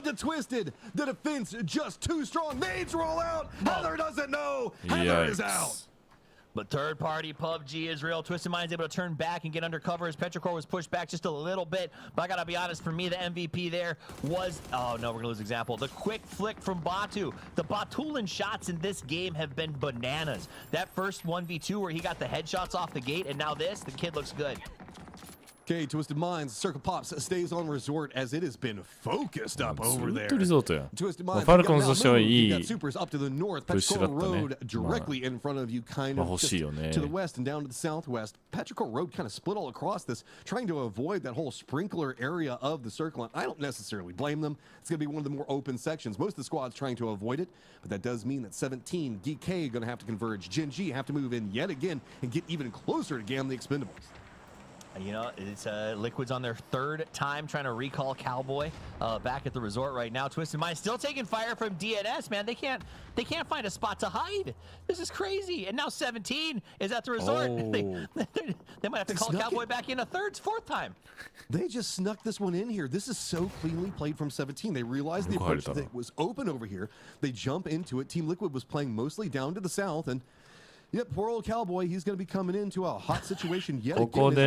Road, using the opportunity, they're going to get in the ridges down to the south. So when we look at Resort, it is going to be a couple of recessed kind of plateaus that lead down into those fields. Petrichor Road's going to take the lowest one on it as Jin G, still just trying to power their way through, but the GAM defense is just so good. Yeah, that actually sums up Genji well. They just push with their face, and that was what they were trying to do to get through the Expendables, play this aggressively. But now you're getting caught on 2 sides. You got Gam the Expendables just hitting these shots. All you got's a tractor, and not much that Soul's going to be able to do, I think, from this spot. 17, and Liquid actually fell back from that fight, so that's going to slow down a little bit as they wait for Cowboy to come back. Nade! Nice. Sexy nade. They sent the flanker out. Dude, flankers have been huge in this match. I mean, we've been seeing it kind of become more and more meta, having that one-off person just really, instead of just scouting it out, trying to go for the big hero play and get as many knocks as possible. Cowboy trying to make landfall yet again. Can he do it? Can he touch the ground? So many people shooting at him. There he is. He's seen the ground yet again. It's just like a trope from a zombie. Stop bringing me back. It's barely holding together. As Bean gets below them and digs a little hole, everyone is circling around them. We have liquid comms, but I don't know if it's time to call it because the fights never seem to stop. Okay, let's try it really fast. Let's jump in. I mean, they've got to track so much information. No VC. Okay, do you guys need smokes? I have 6. I'm good. No. Go. We just don't have anything to really play down here, which I hate. Yellow driving? Yellow driving in, yep. I shot it. There we go. Careful, we don't get dominated out on the play up, Bella. Dominated out on the play up, Bella. I don't want to be 2 here. Do you even want anyone here? It's so... We can't really... I don't think we can. If yellow gets taken, we're just all dead. At least I'm dead. I can put a photo shield here, buddy. That's about it. I think if zone's good, I'm going back to the bathroom. That's fine. I don't hate that. I say the same thing to my wife. If the zone's good, I'm just going back in the bathroom. And it seems like they're just playing defensive. It seemed a little bit like they were out of sorts. They didn't really know what to do necessarily, other than we got the spot, we keep catching the circle. How do we defend this area? Because it just keeps getting aggressed over and over again. Letting 17 have the north, though, was a great idea. It's so hard to defend this. You often see the defenders just not be able to hold back, because while there are all these little ridges and everything leading in from the south, it makes it feel so vulnerable. And the angles of approach to the east are pretty... there's a lot of cover, a lot of different ways that you can kind of use smokes to navigate that to get in there. So Team Liquid tries to lean more into the eastern defense, surrender the main building, because the main building is always a bait. 17 doesn't have too many options. They're just going to stack up over there. And, I mean, with Team Liquid, the more you spread out to try to keep control, it's just going to be you versus the whole lobby. And there's still, 25 other people still alive trying to kill you and take it away from you. It just feels better to just cluster together. Zombie Cowboy's just cracking me up, man. I can't get over it. I just keep getting mental images of him walking around over there on the bottom of the resort trying to find something. Okay, here we go. Park Pro up the hill. Oh, man, that was fat. Oh, because it wasn't them. It was 17. Those guys, they're mean. All right, GK, where are you going to go now is you're at 64 points. Managed to find a couple of kills, a split position landing.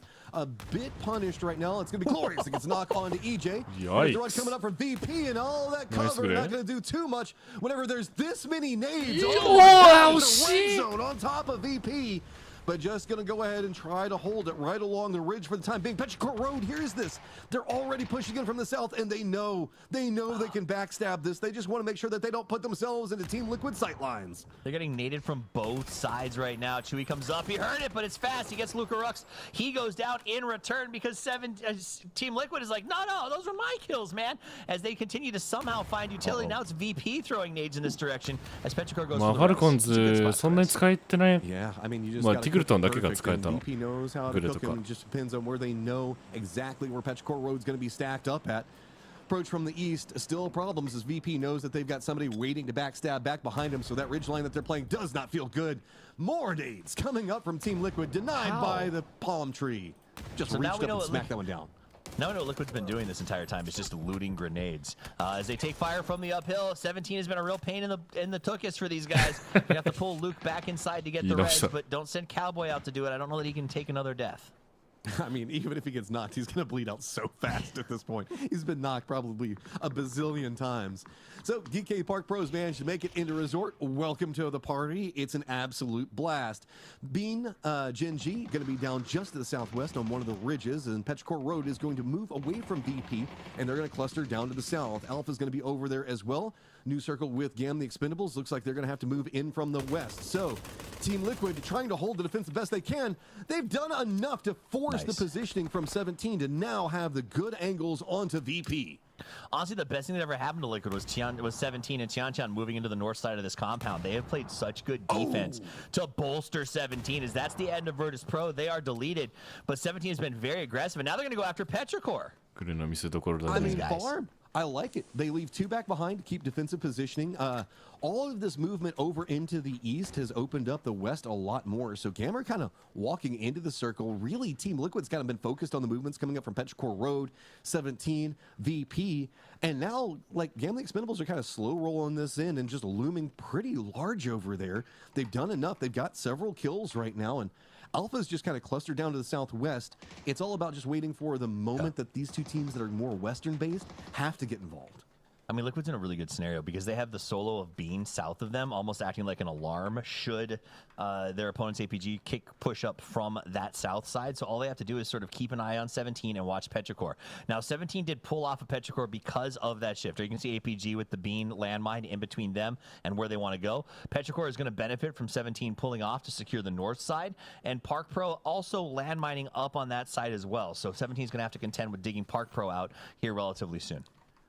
I mean, I don't even know if he's like landmine. He's like, he can't dig in there. He's just kind of like hidden, and I don't know exactly where. He might not even be on the same floor as the rest of them. Have to see how that's going to go there, and that's going to be the replay on the nades. Team Liquid just trying to do some TPP peeking on it, and that's yeah, it's stepping into the wrong angles right now as 17 has just got that high ground and using it. Chanchan playing very well. 見られてなかったら見に行きたいよな。毎回スモーク使っちゃうともったいない気がするけど、でもスモーク使った方がいいか。 Gotta love that, and then back into laying inside of the pool. That's what you do. You get some kills, you enjoy some sun, you catch a tan, and now more grenades. Oh, lots of them, and of course it's going to land on poor old Cowboy. Bring him back. Take it. Can see if Luke wants to handle this. That's going to be a lot of utility coming up from Petrichor. Cowboy おもちゃにされとるやん。 Goes for the peek over the side, takes some damage on it. This is a very nice position to keep control over these stairwells and deny out any movement. But there's just too many throwables coming up from Petrichor Road. Finally, the breach is happening, and it's I-26 cresting up, using the stairwell. Luke's very focused in. Trying to take down Chewy, can't quite get it. Luke has to fall back immediately. That nade is going to get chucked in this direction. They know where he is. He's got to keep an eye on 17 as well. It's a tough spot to defend. You heard Luke earlier say, I guess I could put a shield over here. He wasn't super happy with that as his options, and now as the nades rain in, he's got to duck behind the bar and just hope he survives this Old West saloon style. 17 has moved in. They're back behind, and now the down players for Team Liquid. Here's the push coming up from Petrichor Road. Using the bar for some level of cover, tries to eat a couple of bullets if anybody's going to be running over here, but feels like they already know, yep, more and more damage just continuing to rain down on poor old Luke. But Petrichor Road, they know everybody is converging onto this point. There's still so many people alive inside the circle. They don't want to overextend themselves, and that's a good call because back behind them, they still have to deal with Alpha, who's trying to use the exact same approach. Pub nade explosive grounds heavy underway right now as APG tries to come up this hill as well. Petrichor says no thank you and sits Pow down. Tycon would like to defend his compatriots, but the circle is moving and it's forcing his hand. Nade's going to bounce off the rock a little bit low as Simon T tries to push up the hill here. Petrichor has to refocus on them and leave Luke to his own devices. Underhand throws. I think that Molly just landed right on top of poor old 04. Simon just continuing to run up, and Petrichor Road finally gets enough damage out to stop it. But you can see Petrichor Road now suffering from what Team Liquid was suffering from a little while ago. It's a great position, but boy, does everybody want it, and they are going to be gunning for you. As we hit the end game, this has really favored the mid-pack teams. They've been able to put points on the board. Liquid 17 and Petrichor both pulling up decent counts when they desperately needed to do so. Huang F from Gam the Expendables trying to make a move here. All on his, he's got 4 players to try to do this, but they all seem like they're kind of just flagged out fighting on their own. Oh no! When you pull the trigger, Hong opts that way. Doesn't want to go for the upper section just yet. Gam the Expendables positioning is great to try to catch any movement from 17. So just continue to use these nades, and they're all going to go a bit far. The stun is at least going to stop off Hong F from going for any more peaks over here for the time being. But the other 2 players for the Expendables are down to the south. Luke still creeping in from the east. Bean down to the south as well. Could spell problems for Gam the Expendables if they focus too much in onto 17 Gaming. Luke 12 has taken to the amphibious approach that he learned from Purdy. Meanwhile, up on the high ground, Tian still has got that Panzerfaust sitting around as they do get flashed. Now, remember, there's a gas can on the ground over there for some reason as well. So, Gamma Expendables leaving some options open. Panzerfaust, LMG, Bean coming up, exact worst time for Gam the Expendables. And now it's just going to be the backstab exactly where 17 knows that player is going to be at. There you go. Gam the Expendables are now out 17, 4 players up, 2 solos, 1 for Liquid, 1 for Gen G. But they are going to be converging right next to where 17 is going to be at. Center dot is definitely under 17's control for the time being, but they are running, gunning, and chasing down Bean. They want to just use their numbers advantage and not let any of these solos make anything happen. Bean getting punished, but Luke, he runs up. He's trying to pick goes for something. No! It is going to be 17. They played the manner and they made it all work. 17 comes away with the win, and at the very end we get to see Luke 12. It was like that scene in Jurassic Park when the raptors are surrounding the kids and they're like, they're everywhere, I don't know what to do, and he gets eaten alive by 17. They played that very, very well in the end game. But honestly, I think the best, most important member of 17 in that fight at the very end, as I get Matcham, or I get Porosaurus and Martin back in here. Poro, I think it was Bean. Bean came through in the clutch, man. He wrapped up those those GAM guys incredibly fast.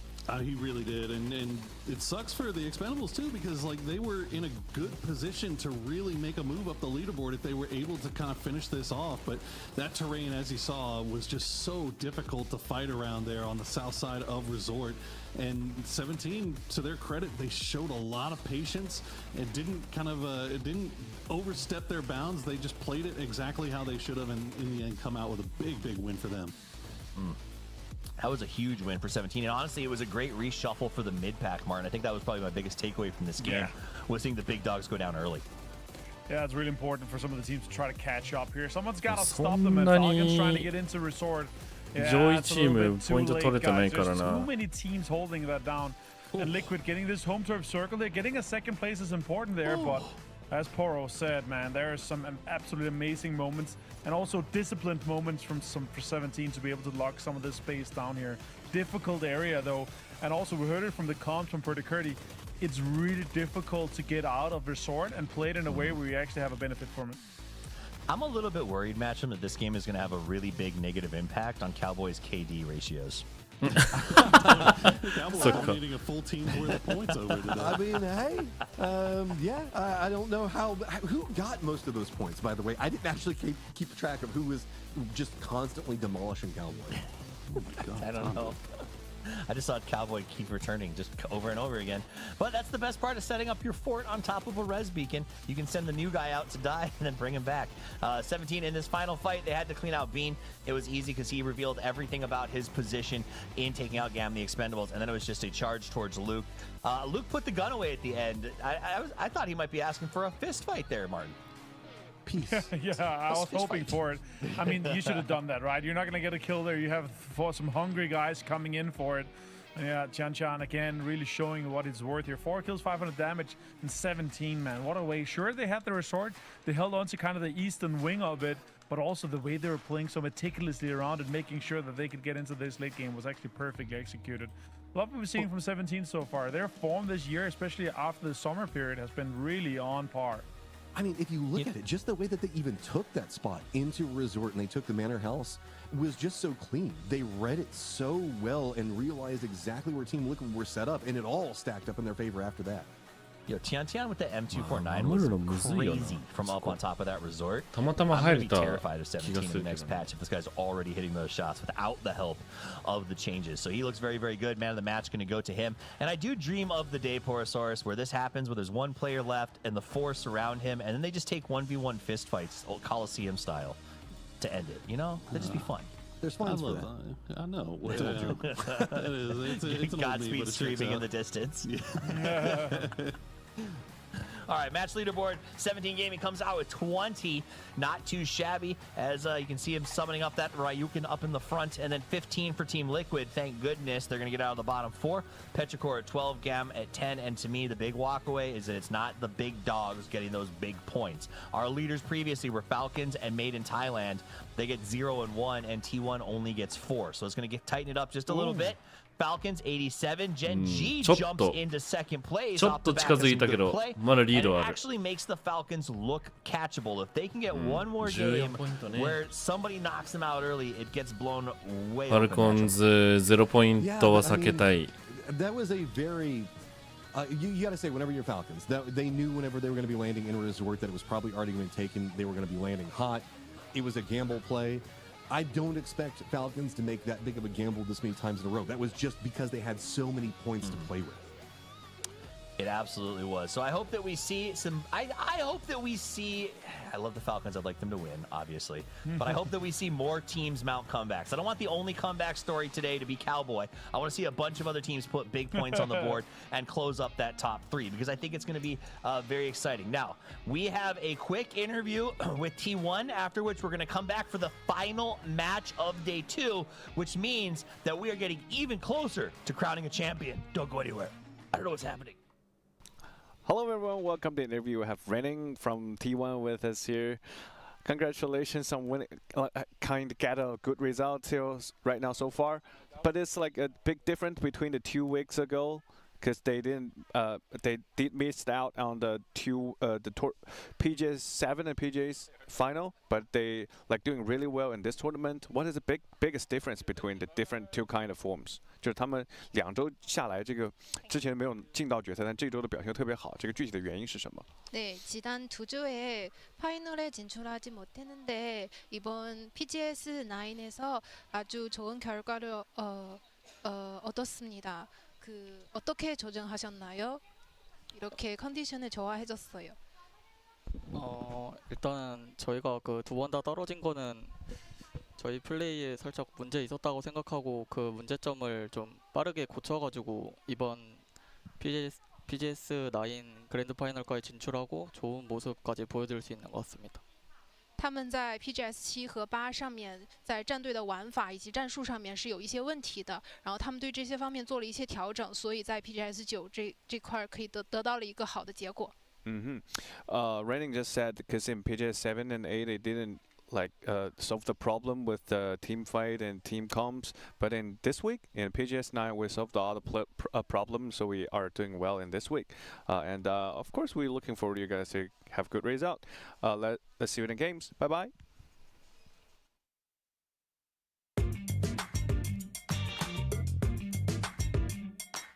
Hello everyone, welcome to our grand finals interview. We have Nexi and Tegoden with us here. We are already one of the teams everyone expects to see at the top. What are you actually looking for in a tournament like this? For us, it's about qualifying to PGC and just improving. I feel like since our IGL change and roster change, we haven't quite found our footing yet, or at least our peak. We're playing okay, we had good results in some of the tournaments past, but we haven't found our stride yet. I mean, of course, for us, the ultimate goal is to qualify to PGC Grand Finals, because we want to skip the qualifiers at the end of the day. So yeah, I mean, that is just our ultimate goal, and everything that comes with it is just an adventure. So for us, definitely, because we're not like a qualifier team. As we can see from our past qualifiers, we also quite struggle in qualifiers, so going straight to finals is definitely a big thing. At this point in your career, what makes a grand final exciting for you? For me, I just like it when players take it seriously. I really am a sucker for people playing good PUBG, and I struggle in the qualifiers when some teams just feel like they have nothing to play for, nothing to lose, and they just do crazy things, and I think that's quite frustrating. Like VP and Falcons have faced each other many times. What do you think makes Falcons such a difficult opponent? I mean, I would say they're really coordinated because their team plays pretty good. They have really good communications. Whenever we talk about our team fights, sometimes we feel like one of us needs to do something crazy, And in hindsight, we're always like, that's what Nixie would do, like in this situation. Usually you have a window where you can fight them without another team third partying you, but if it's VP behind you, it's like I start fighting a team, holy crap, like I'm already getting grenaded in the back. Like, do you have anything you want to say to each other? Good luck. Good luck. I'm trying to think of some trash talk. I don't really have much, so I'm like, damn, this guy's MVPing some shit right now. See you in the game, see you in the grand finals. Bye bye. Thank you. Bye bye.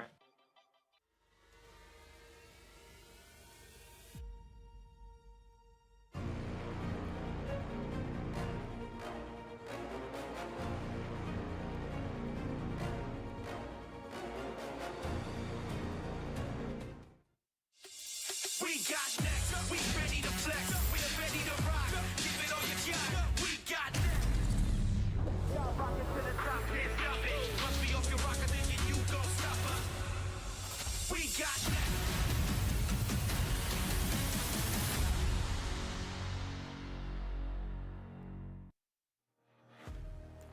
9 games down, 6 left to play. This is PGS 9 from Shanghai, China, and the grand final for the circuit is underway. The top 8 teams got here through combined totals in PGS 7 and 8. The bottom 8 had to fight their way through a survivor stage to stand here on this hollowed ground. My name is TWIS. I'm joined by Porosaurus, Avenger, and Matchroom as we break down the action. And it has been a day about the Falcons thriving and surviving. Though the last game maybe gave everyone else a glimmer of hope. Right, Matt? Yes, surviving-ish. I mean, they did fall pretty early in that one, but that doesn't necessarily mean they capitalized to a whole bunch of other points. And yeah, we got to talk about drops, bro. I'm hiding behind them, so we have to. Well, Matt's dropped behind the drops. You guys get yours right now. 30 minutes of watch time or 60. Just as a heads up, you can earn that, or if you get it right now, switch over to Twitch, get 60 minutes in the next game, and you get your good stuff. All right, I'm done talking about that now. But I did like, Martin, in that interview, when they were like, do you have anything to say to Nixie? And Tingleton was like, no, I'm not going to piss him off. Have you seen this guy lately? And also, the interview was taken before the 2 days here, so they didn't know that their Virtus Pro is going to be about to be going really down low. If he knew, he would be going like, well, I've got something for you. Maybe you can use this. Oh, there's a throwback. Nice. I think I want those somewhere. Let's also just pull random stuff. If I reach back, see what I can find. Nothing. Because I got a huge office, unlike you, Mr. Big Head. All right, it's time for the last game. We're going into it. The headphones are huge. The points are bigger. This is the last game of day 2, and after today, you've got to reset because you've got 5 games to lift the trophy. It's time to Tego, explore in the prison, the planes in the air. Let's turn it over to the dynamic duo. It's going to be Avenger and Porosaurus with the call. Thank you very much, Toffees. Final game of the day here today to get things set up for the final day of the finals tomorrow. Right now, the Falcons in a fairly comfortable lead, but that chasing pack is just not going away, Martin. They are right on their heels. And if Falcons has another performance like they had last game and open that door, you got to imagine one of these teams is going to take that opportunity. Absolutely, and for a western plane path like this here, oh my god, it's really setting the stage for everyone. I'm hoping for an absolute mayhem. Maybe it's a 50-50 circle where we get a lot of water, where it ping-pongs north and south of that river. We've had some really interesting takeover circles so far. The Hamusa was one of my favorite ones so far. That was a lot of fun. Hoping for more. It was a lot of fun. We'll see if we get that here again. Is Falcons going to drop all the way up north by Army Base, but they've got 4 a.m. up there as well as MiTH. MiTH going to pull off to the east, Falcons off to the west, 4 a.m. Well, they'll take the base all to themselves as we check in with Liquid. They will be dead center of C1 pop here. Let's see what they decide to do with it. 中央寄りではあるね、リキッド。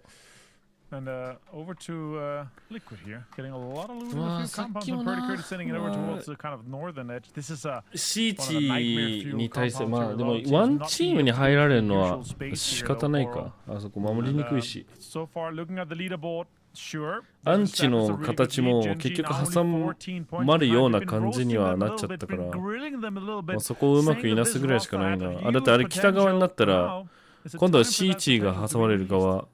まあでも、建物自体は C チームの方が強かったな。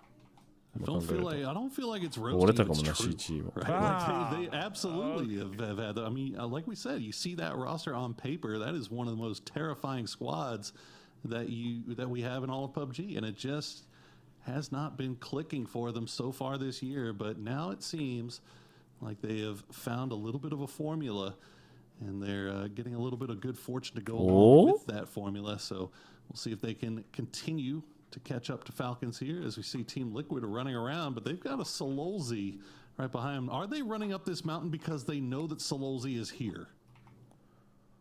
Could be. See now that the Team Liquid with a 3-man push. Pretty Curdy must have gotten some information, but he's not looking his direction entirely. They're running with guns down. Are they just gonna? Yeah, they're just gonna run. They have no idea. Sololzy might get a free 1-on-2 here. Have they spotted him? Liquid is setting up shop. リキッドが分かってないのか。In the dead center, that's an absolute free run. Surely Luke or Elo sees him. Surely he's spotted. There's no way. Hello? Hello, I'm all here. Like Sololzy's just slowly backing up, seeing if he can maybe get behind the rock. Oh and my Luke God. has no idea. Nightmare he's fuel. Gonna get baited, and he is gonna get scared to death as Sololzy will take the shots, gets the knock, gets the flash. いやー、分かってなかったのリキッドが若い。ナイス。Good nade. Will get the knock in return. Really good play there. Elo gets really low himself. Himas finds an off angle on, and anyone's legend just flowing into this. Left to Purdy Curdy and Cowboy. マジかよ。リキッドまた早めに落ちんのこれ。あ、または良くないか。またじゃないし。Gen-G for a backfill. Of course, because you just can't have a fair fight anywhere here in PUBG. Gen-G will crash on top of Liquid's compound. Cowboy's going to get spotted out by him. Takes down another one, and now all of a sudden it's all down to Purdy Curdy, and he has visitors. Gen-G has arrived, and they are hunting. They know that there's a solo player in here. They definitely know that there's a team up on the hillside.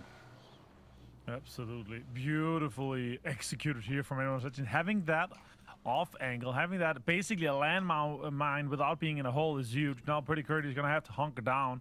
Maybe hoping for a third-party opportunity between Gen-G and anyone's legends with a Saigon hand and 3 nades. Could get some more points to come his way here, but they're sitting in this big mid-pack. 46 points currently, 20 points up to 4th place. Man, oh man. Team Liquid have such a good game that last round, and they have such a good position to start this one off, and everything falls apart so quickly.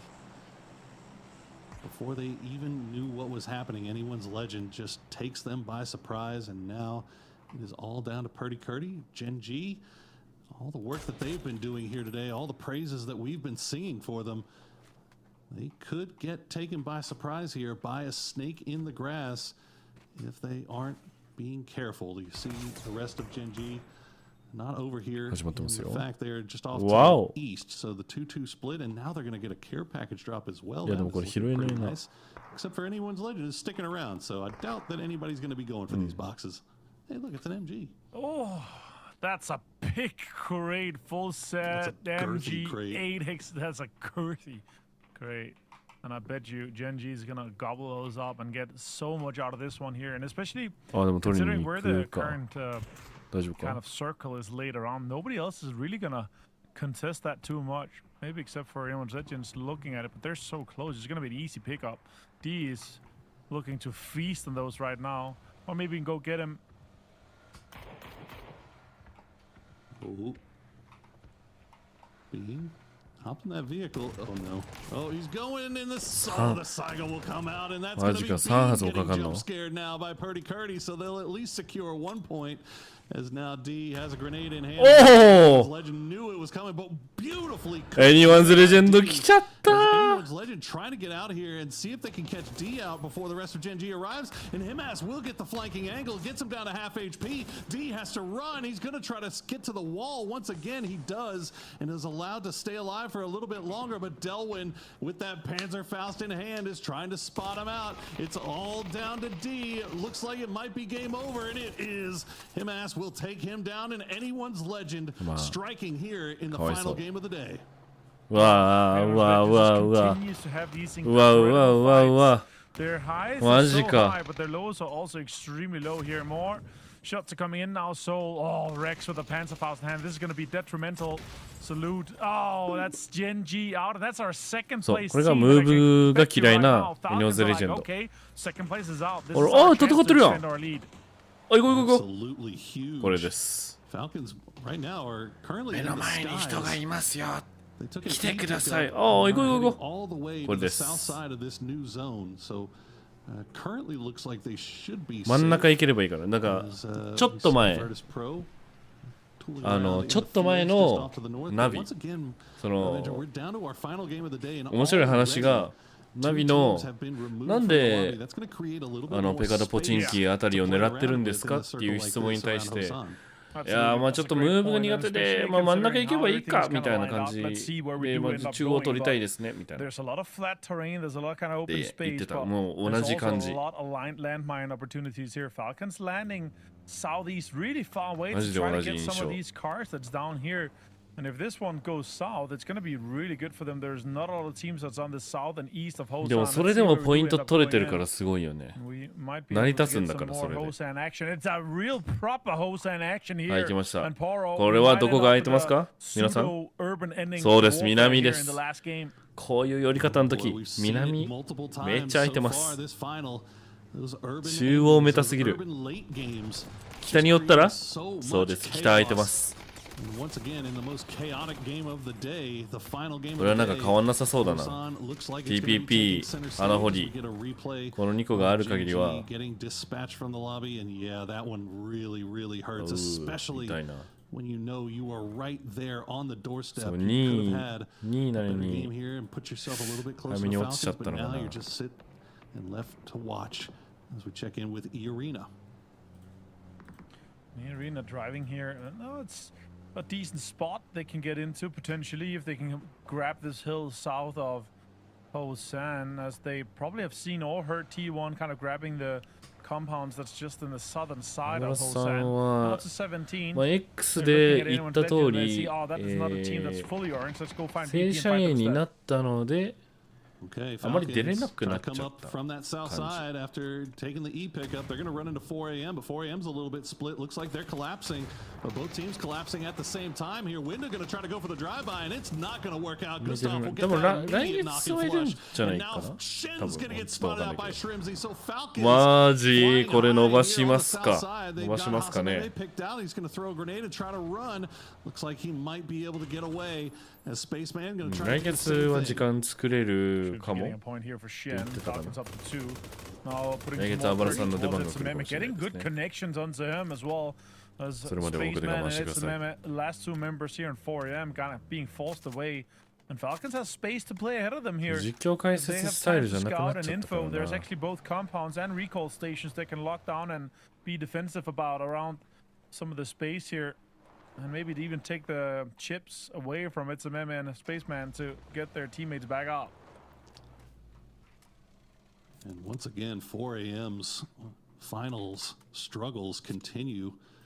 They've made both of them, but both times it has not been happy sailing as they finished in dead last in, what was it, PGS 3 and PGS 6. They finished in 11th place, and right now currently residing in dead last once again. So we'll see if they can do something here in the final game of the day with 2, and if not, find something on day number 3 as we check back in with Virtus Pro. A lot of room to work with here on the east side. They've left Lucarux off to the north, just kind of scouting everybody else in from that northern side. Looks like he may have spotted out anyone's legend, and they should be aware of Twisted Minds as well, as Hosan is starting to get very, very populated. Oh. And sure, it does go north. It's still 50% chance that we do up getting proper endings, but all the teams are now migrating north, and anyone's legends is gonna have to defend. Surely they take the compound. It's not worth having the hill as well. Now VP coming in, D and Super is coming in too. Petrico Road kind of etching on the east side of Hosan to maintain control of this side. 実況できるか私 Gotta make a choice if you're anyone's legend, as you said, and Looks like they're going to continue to try to hold that 2-2 split as Virtus Pro's coming up there. Keep an eye on Petrichor here on that southeastern side of Hosan. In Thailand, meanwhile, they're going to spot out Twisted Minds, who are trying to get back together. They were in a 2-2 split. They're going to lose example for their trouble as Batulins will try to avoid that line of fire. いや分身できたらね。でもう一人の自分に全部任せるんだけど。Want this fight? They are going to crash right onto that Twisted Minds compound. I think they've read the situation properly, and now they are going to take the fight now as Petrichor Road sees what's happening off in the distance. True, with an MG3 in full gear. No, Falcon setting up shop here. He's maybe trying to pull up, trying to get the last 2 points on 4am here. They've gotten just a minute or so of a fight here, but the Panzerfaust in hand finds Shrimpsy, and the car is instantly exploded. You always have to worry about it, and Hassan will find 2. He's going to find 3 Falcons. Everything was looking great until it wasn't, and now Gustav is the last player left alive. Can he pull off the miracle here? Can he save the rest of his squad? He'll send that grenade right towards that window. Hopefully, but he's going to get taken from behind by Myth. ちょっと待って、2ポイントか。これはもう。8でも全チームだね、追いかけるチャンスだね。T1 ドンカツとキルある程度取れたら抜かすことできる。実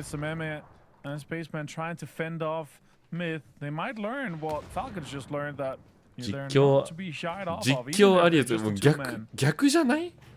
どっちかっていうと逆にしてほしいな。回数はやっぱね、選手やってた時の名前がいいよね。どっちかっていうと。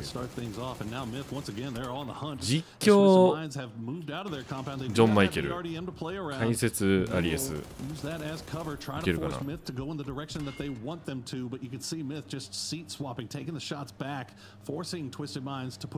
そう、ちょっとポイントのばらけ方がまばらすぎて、おわ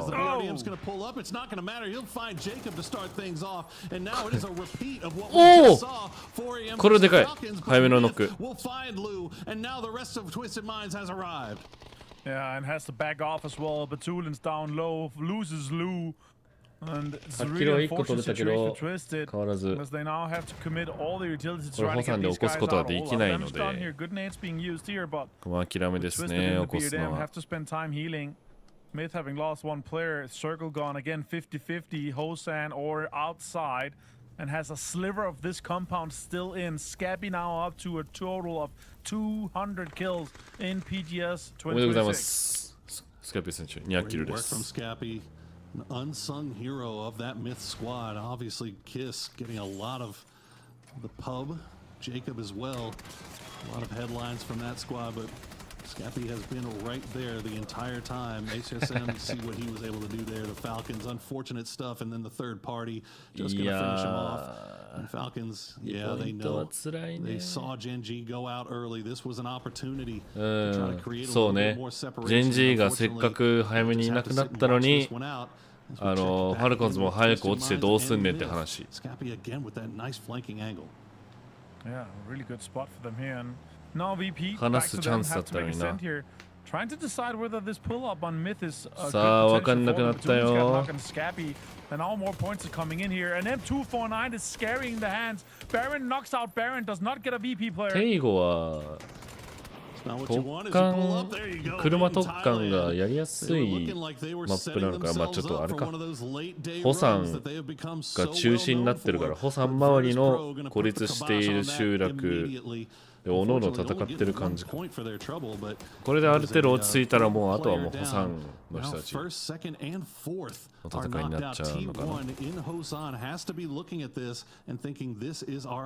ホサンギリギリ、ギリギリじゃねえ、西側が外れてるんだ。少しずつ削られてくるかもしれない、ホサンのスペースも。東えぐいぞこれ。Twisted Minds try to fend off everything here. There's not much to do here, but now GK, another situation where they're herders, and Twisted Minds now being the herded. Really unfortunate situation with them. Again, a PRDM here usually gets you really deep into the games. Lots of placement points here, but gonna be difficult. Look at that, HMM. Can you get a rest here? Is it possible? Okay, it doesn't look like he's gonna have the time yet. It's starting to starting to tick pretty hard, and if he sticks around, waits for that next circle to pop, it's going to tick even harder. As Akan will take a few shots into that passing BRDM. Twisted Minds trying to go for somewhere that might be safe, that they can use as cover and play forward as a duo. Unfortunately, they're getting a little bit close to Alpha. Maybe just send it right into the city. It looks like that's going to be the plan here. As you can see, the city already very much occupied here, Avenger. Yeah, and now with the next shift here, it actually goes out. Sure, it still has はいはいはい、少しずつ放散がなくなってきましたよ。3位の T1 外れました。GK は GK どこにいるの？でもマップに広告入れるのやめてほしいな。壊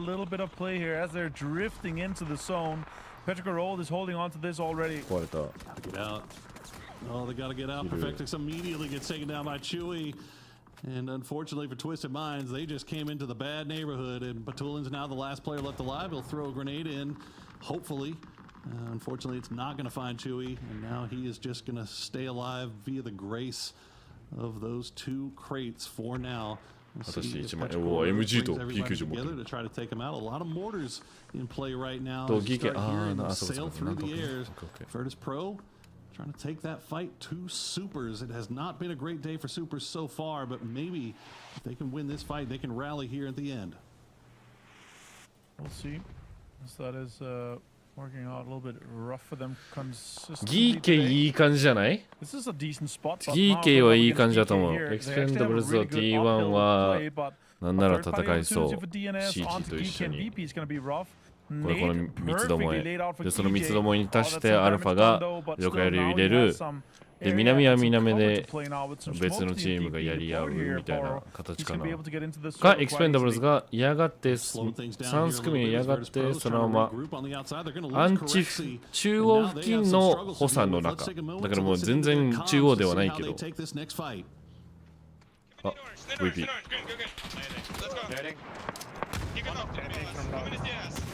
That's not, but I don't know, I'm healing. I have zero smokes. I'm full of healing. DNS Foreman. Good job, Foreman. We should run on DNS, no? I'm running. DNS is on top of the hill on us. Yes. Can we go? I'm running. He's picking on the pony. Close trying.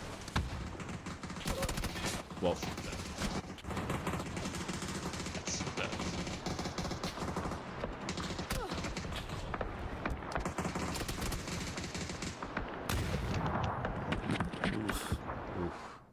Yeah, in the end, just a little bit too much to ask for. ちょっと多いな。 Once again, going down early, and they are in a situation that they are not very familiar with. Avenger down there at the bottom of the leaderboard. やばい、DNS この穴強すぎる。 So far, 38 points in 10 games is nowhere near to what we're used to from Virtus Pro. いいぐらい。 Yeah, はい、来ます？ behind. They need a miracle めっちゃいいぐらいじゃない？ to get anywhere close to the podium. ナイス穴。 And Gen.G and Falcons currently in the lead. 跳ね返った。 Good game from GK here. They could take it away from potentially Gen.G or T1. Great nade though from でも今度は GK からのグレネード Supers で and it 2、 continues 3、 as 3枚落として Pro 残り1枚。 drops another one and Rex 来ますが flushes それを himself. 見てキルパク1枚2枚か切れるか入らない横を伏せてた人がよ。惜しい。これはもう GK が勝つなこのファイト。形的に。エニモンズレジェンドに対しても人数を人数有利はあるって言おうと思ったけどなんか T1 のなんかレーニングすごい。どうなってんのI don't want to talk about that Panther that just happened on T1 because that was an absolute nightmare. Not great situation for them. Now they don't let you. They started the snowball early here. Can they hold on? Can they push themselves into the top 8? Oh, that they have to disengage. They actually got a really good northern control here with Solalsi. That might be a good disengage. They've lost him as the turret of the team. And I think they're probably running low on offensive utility as well. It's probably the best time to try to move away here as Heather will take down Duck Shoes. Actually, 2 still alive for T1. But you said Just trying to the fight their buttons way open. in from that western side through the city.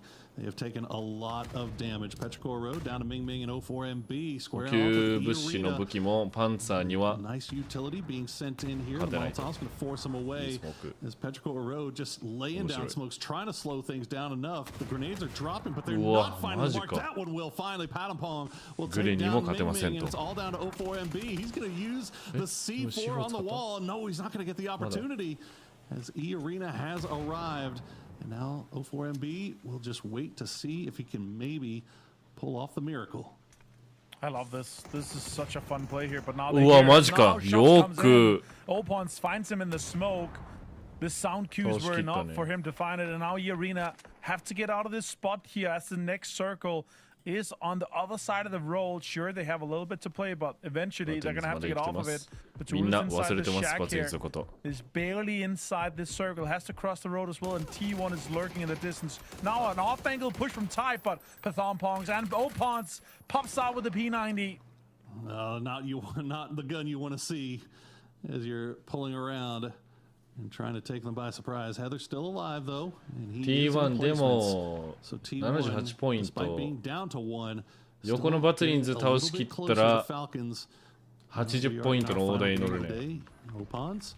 So he's going to try to make the push here, but nice あ shots ど from っちが Powell will force him out. I think E-Arena バツリンズは先に落ちても don't know where that 79 last player from T1 is. 倒しきって上 They're just が kind っ of sending grenades off in the distance to see if they can maybe find something. うわ But 撃っ Tulins たけど has managed to stay alive all the way up until the 生き end 残ったね here.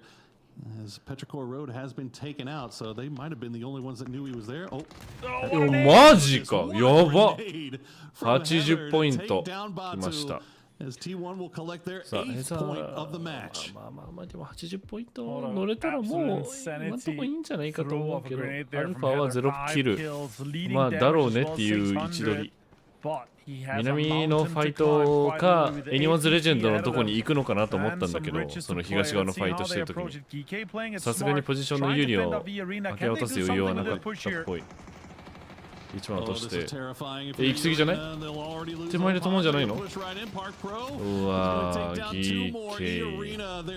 GK も80ポイントに乗る可能性ある3枚落としてただそれに対してエニワンズレジェンド行ったけどエニワンズレジェンドの性格を分かってるから EJ が1枚落として抑えたおとなしくしなさいと君らは音が鳴ったら来るのは分かってるステイダメ This might be another APG winning the last game of the day situation and pushing themselves further into that leaderboard, currently chasing the top 5. 棺ちゃんとしてる They have a great opportunity to do just that. マジ偉い But you gotta imagine the pressure has to be on GK here. アルファゲーミング君たちドンカツしないとマジで辛いよこれ Third place, they have an opportunity here if they can get a few more kills and the win. GK はもう今回もまた寄ったけど Get a little bit closer to Falcons at the end of the day. スペースがない膝落ちてあいいねいいね少しずつ少しずつ And now it is a three-way fight for the win here in the final game of the day. さあ果たして我慢ができるのかエニワンズレジェンド我慢するチームではない気がするけど The mid pack is so tight currently. You have so many teams that's sitting in between the 50 to 70 point mark. And with one more decent game here, it could push you even further closer to the chase and within striking distance of that podium. GK looking so good. Poro's intuition called it, but he doubted it. And now GK chasing that second place. You guys are never going to let me forget that, are you? Not at least for this weekend. Not at least for this weekend. Well, fair enough. Well, GK does have to leave from their high ground position here now that the circle has pulled away. And Alpha going to have to do the same. They're not going to be able to stay inside this compound, inside these walls. They're going to have to leave. So it's going to be a little bit of a game of chicken here to see who moves first. But you see all those crates in the middle of the circle right now. Rocks as well. PK has options here. And the question is, do they decide to go now or do they wait for Alpha to move? It looks like the call has been made to at least get 2 down there and secure their spot for this next zone. Oh, Doc Mai. We've seen some great stuff from him so far this year. Oh my god, a C4 on Songjang. That's going to create a lot of mess and a lot of trouble for APG unless they pre-nade it, unless they hit something with it. Good off angle here from Salalsi. He's putting some pressure onto Geeke. They were hoping for Geeke to actually open it a little bit differently. Oh! That's a great C4. It's going to do a lot of damage. Oh, the timing of it was just a little bit too off. And Sololzi still has this off angle. He's forcing Geeke to push into this fight.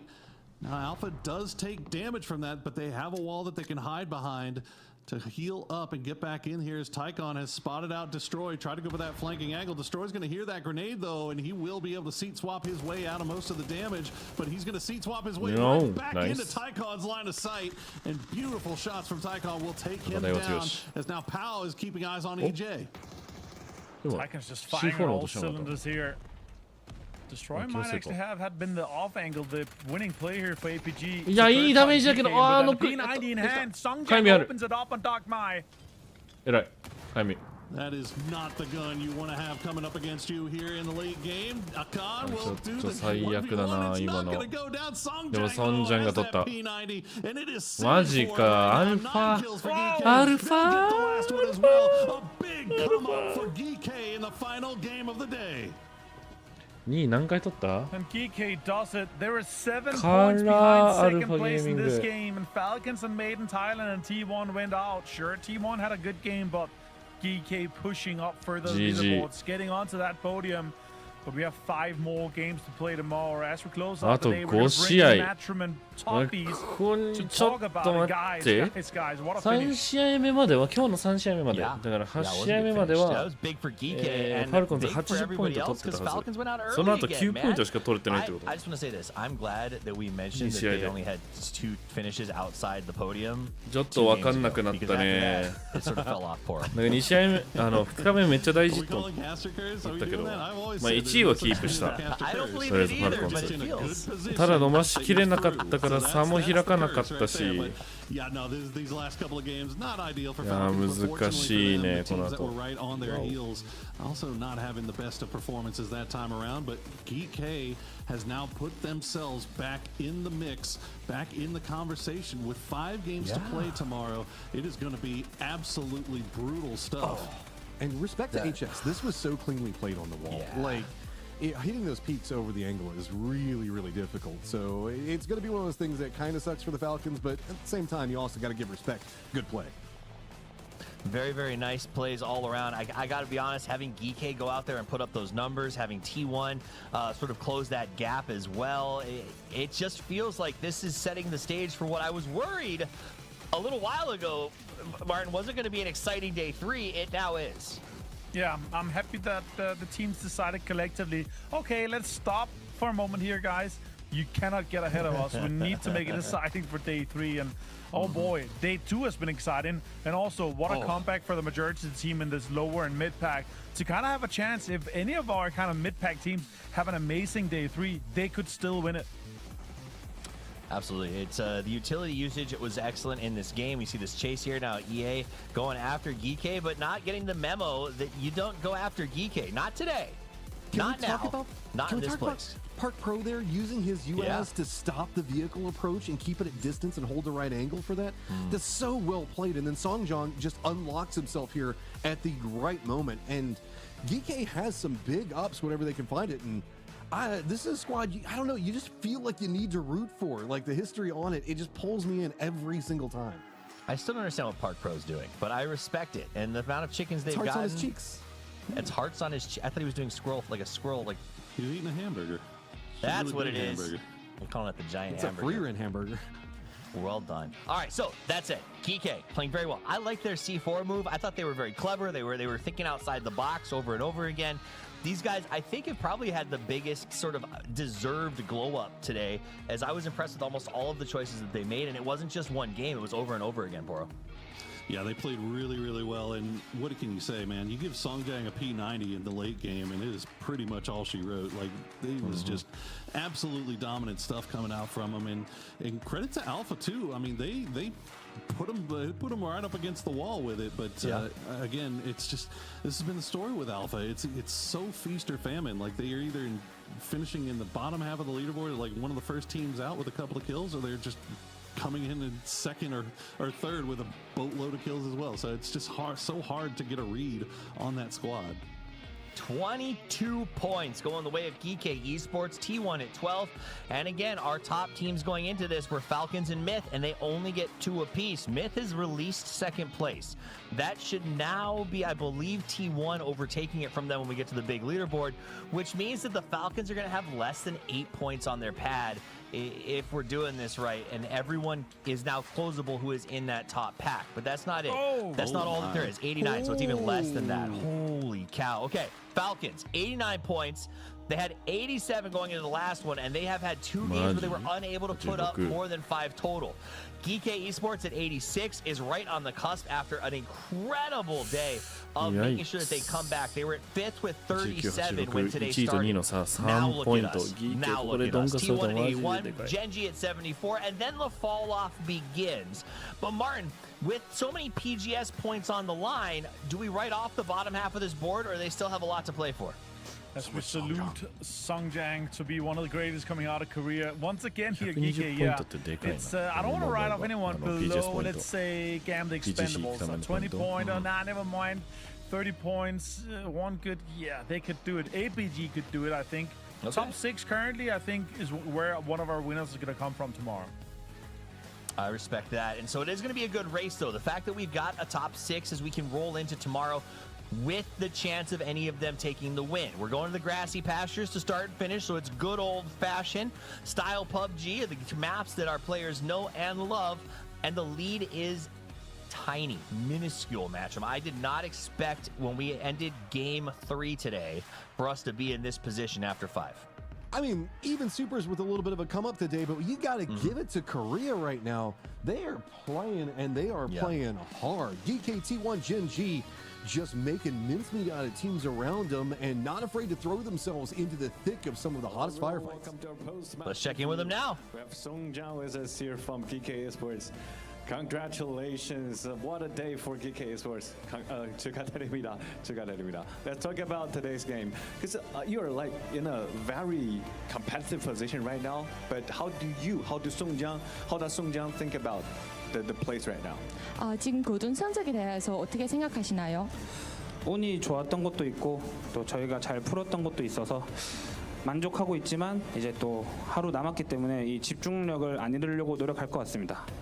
首先，我觉得有运气好的成分在，然后我们自己也做得好，但还剩下最后一天，我们想要继续集中于游戏比赛当中。I have to say it's a little bit lucky situation, but actually we did really good game plays today, so we have confidence, but it's still have to see what legendに絡まれなければ大丈夫な気はするけど。It's crazy actually to keep like high level mental and mechanic. How could like Songjang keep this kind of high level situation? 33살이신데요. 지금까지 이렇게 고수준의 경기 상태를 유지한 것은 어떻게 하신 건가요?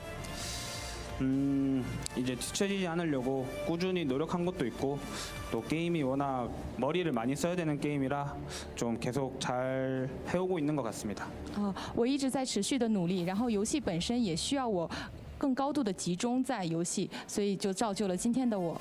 I always keep hard working and keep focusing on the game, so it like build what I am in today's situation. Okay, let's move on to the next question. It's been like 994 days since the Korean team last lifted a trophy in an international competition. But it's time you have a real chance to like みんながね、どのチームを応援してるかはおのおので決めてはほしいんだけど、ファルコンズとしては逃げ切れるかどうか。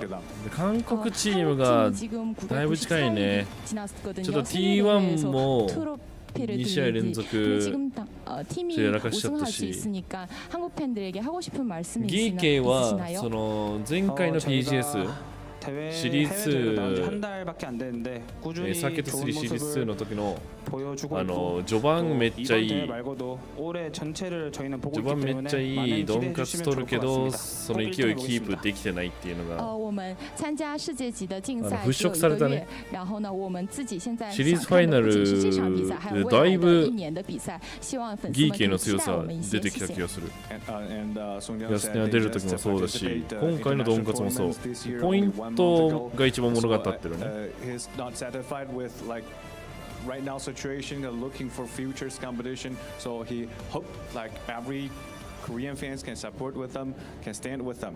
All right, congratulations for you. Have a good grade today. 今 Good result today. 日じゃあ Let's see お疲れ様でし tomorrow's た game. That's all for the interview. See you を in the 言う final 前 day. に Bye bye. みんな応援してるチーム書いてお疲れ様でした言おう OK? What an interview. And you know, それで I は want to take, I want to take notes まあ from 今回の Mixie. 配信は How do you stay so sharp ハイライ to ト cast so 終 good 了 at 時 your に終 extended 了し age? ます What is it like to be you? と思うので、 I'm また明日 teed up on Wolverine stacks. Y'all 最 don't 終 even, 日 y'all ain't anywhere near に my level お会い right し now. ましょう You wish you'll be at my level when you get to this. それでは day. お疲れ様でした But VP Sanjay, you yeah, don't jack up on peptides. No, but look, hey, Sanjay looked fantastic in that last game. GK, 2 wins on the day as well. And man, I gotta worry. Like, if Falcons don't end up winning this, they're gonna look back towards today. They're gonna look back at that run of 6 games, as we said, in the top 3, and wonder just what could have happened if we didn't leave that door so open with so many good teams in this lobby who are more than willing to walk through if you give an opportunity. That's a great point, and thank you for taking my good-natured jibe so well. I still can't believe he asked that. Like, the average player has to be pushing 30 at this point. Sungjing's only 33. Like, that's not that old that your reflexes are suffering just yet. You hit the 40s and we'll talk about it, or that could just be a lack of skill on my part, but, you know, it is what it is. Little column A, little column B. A lot of column C. Just lack of skill in general. Okay, let's get into the end of the day today. It was a 10 games down, 5 left to play. The leaderboard is tight. And at the end of this, we crown a PGS 9 champion, which is important. But also, the PGS points that come off of this win basically qualify you to PGC for the year. So this is a huge chance, even if you're qualified, to potentially get more spots for your region. And as Poro has said, we want 8 teams from the Americas. So the Falcons got to stay tight here and get those numbers. It's going to be a crazy day tomorrow. But before we get there, I want to do final thoughts because it's been 2 wild days back-to-back. Super nuts, super fun starts, crazy circles. So Match'em, let's start with you. Final thoughts. Come on, we've got 15 game final. This is what everybody has been waiting for so long. Glad to have it come back in, so make sure you tune back in tomorrow. Yes, Falcons on top, but dude, Korea for me is just what's absolutely popping off. GK finding some big plays. Jin G, are they finally becoming the team that we can have expectations for? So much on the line. And T1, after missing out on all of the grand finals leading into this, in this series, are popping off whenever it matters. It's going to be blisteringly cool to watch tomorrow. I agree. Avenger, final thoughts. Yeah, I have to say, both Geeky and Falcons right now outside that PGS points, top 8 standing. If one of those 2 teams are able to do it, that's insane. Also, Geeky, their first PGS showing so far this year has been here in Shanghai. They got a 3rd in the first week. We know they're capable of podium. What we've seen from them so far today has impressed me. And if they are able to continue that momentum, they might be able to take it away from Falcons on the last day. It would be wild to see it. Now we're going to do last final thoughts with the only man who predicted Geeky was going to do this in the first place, Porosaurus. I'm never going to live that down. Obviously, fantastic day from Falcons. You know, this was the big battle, right? Were they going to be able to hold on to that lead coming into day number 2? And they did a damn good job of it. That lead has definitely shrunk down because of the performance from these Korea teams. However, we have not seen Thailand or Vietnam show up just yet. I can't imagine a world where there's 3 days in a row where those guys just don't pop off. And I feel like tomorrow is the day where they definitely come through and make things really, really interesting. This is going to go down to the final game of tomorrow, you feel like. And there's probably going to be 4 or 5 teams even that will have a shot at winning with 1 game remaining. So make sure you guys come back tomorrow. I do feel like that. I think it could be great. And I do think, to speak to the Falcons, they got 2 crap games at the end there, and they're still in first place, which means that they set themselves the runway you need to get some bad ones. So perhaps tomorrow is where they bounce back and go 5. We'll find out, but either way, we will find out tomorrow who lifts the trophy, who signs their name, and who becomes the PGS 9 champions here in Shanghai, China. On behalf of all of us, thank you so much for watching. Myself, Matchroom, Avenger, Porosaurus, the entire production team, Craft, and all the players. It means the world to us that you're hanging out. We hope you had as much fun as we did. And until we see you next time, play more PUBG.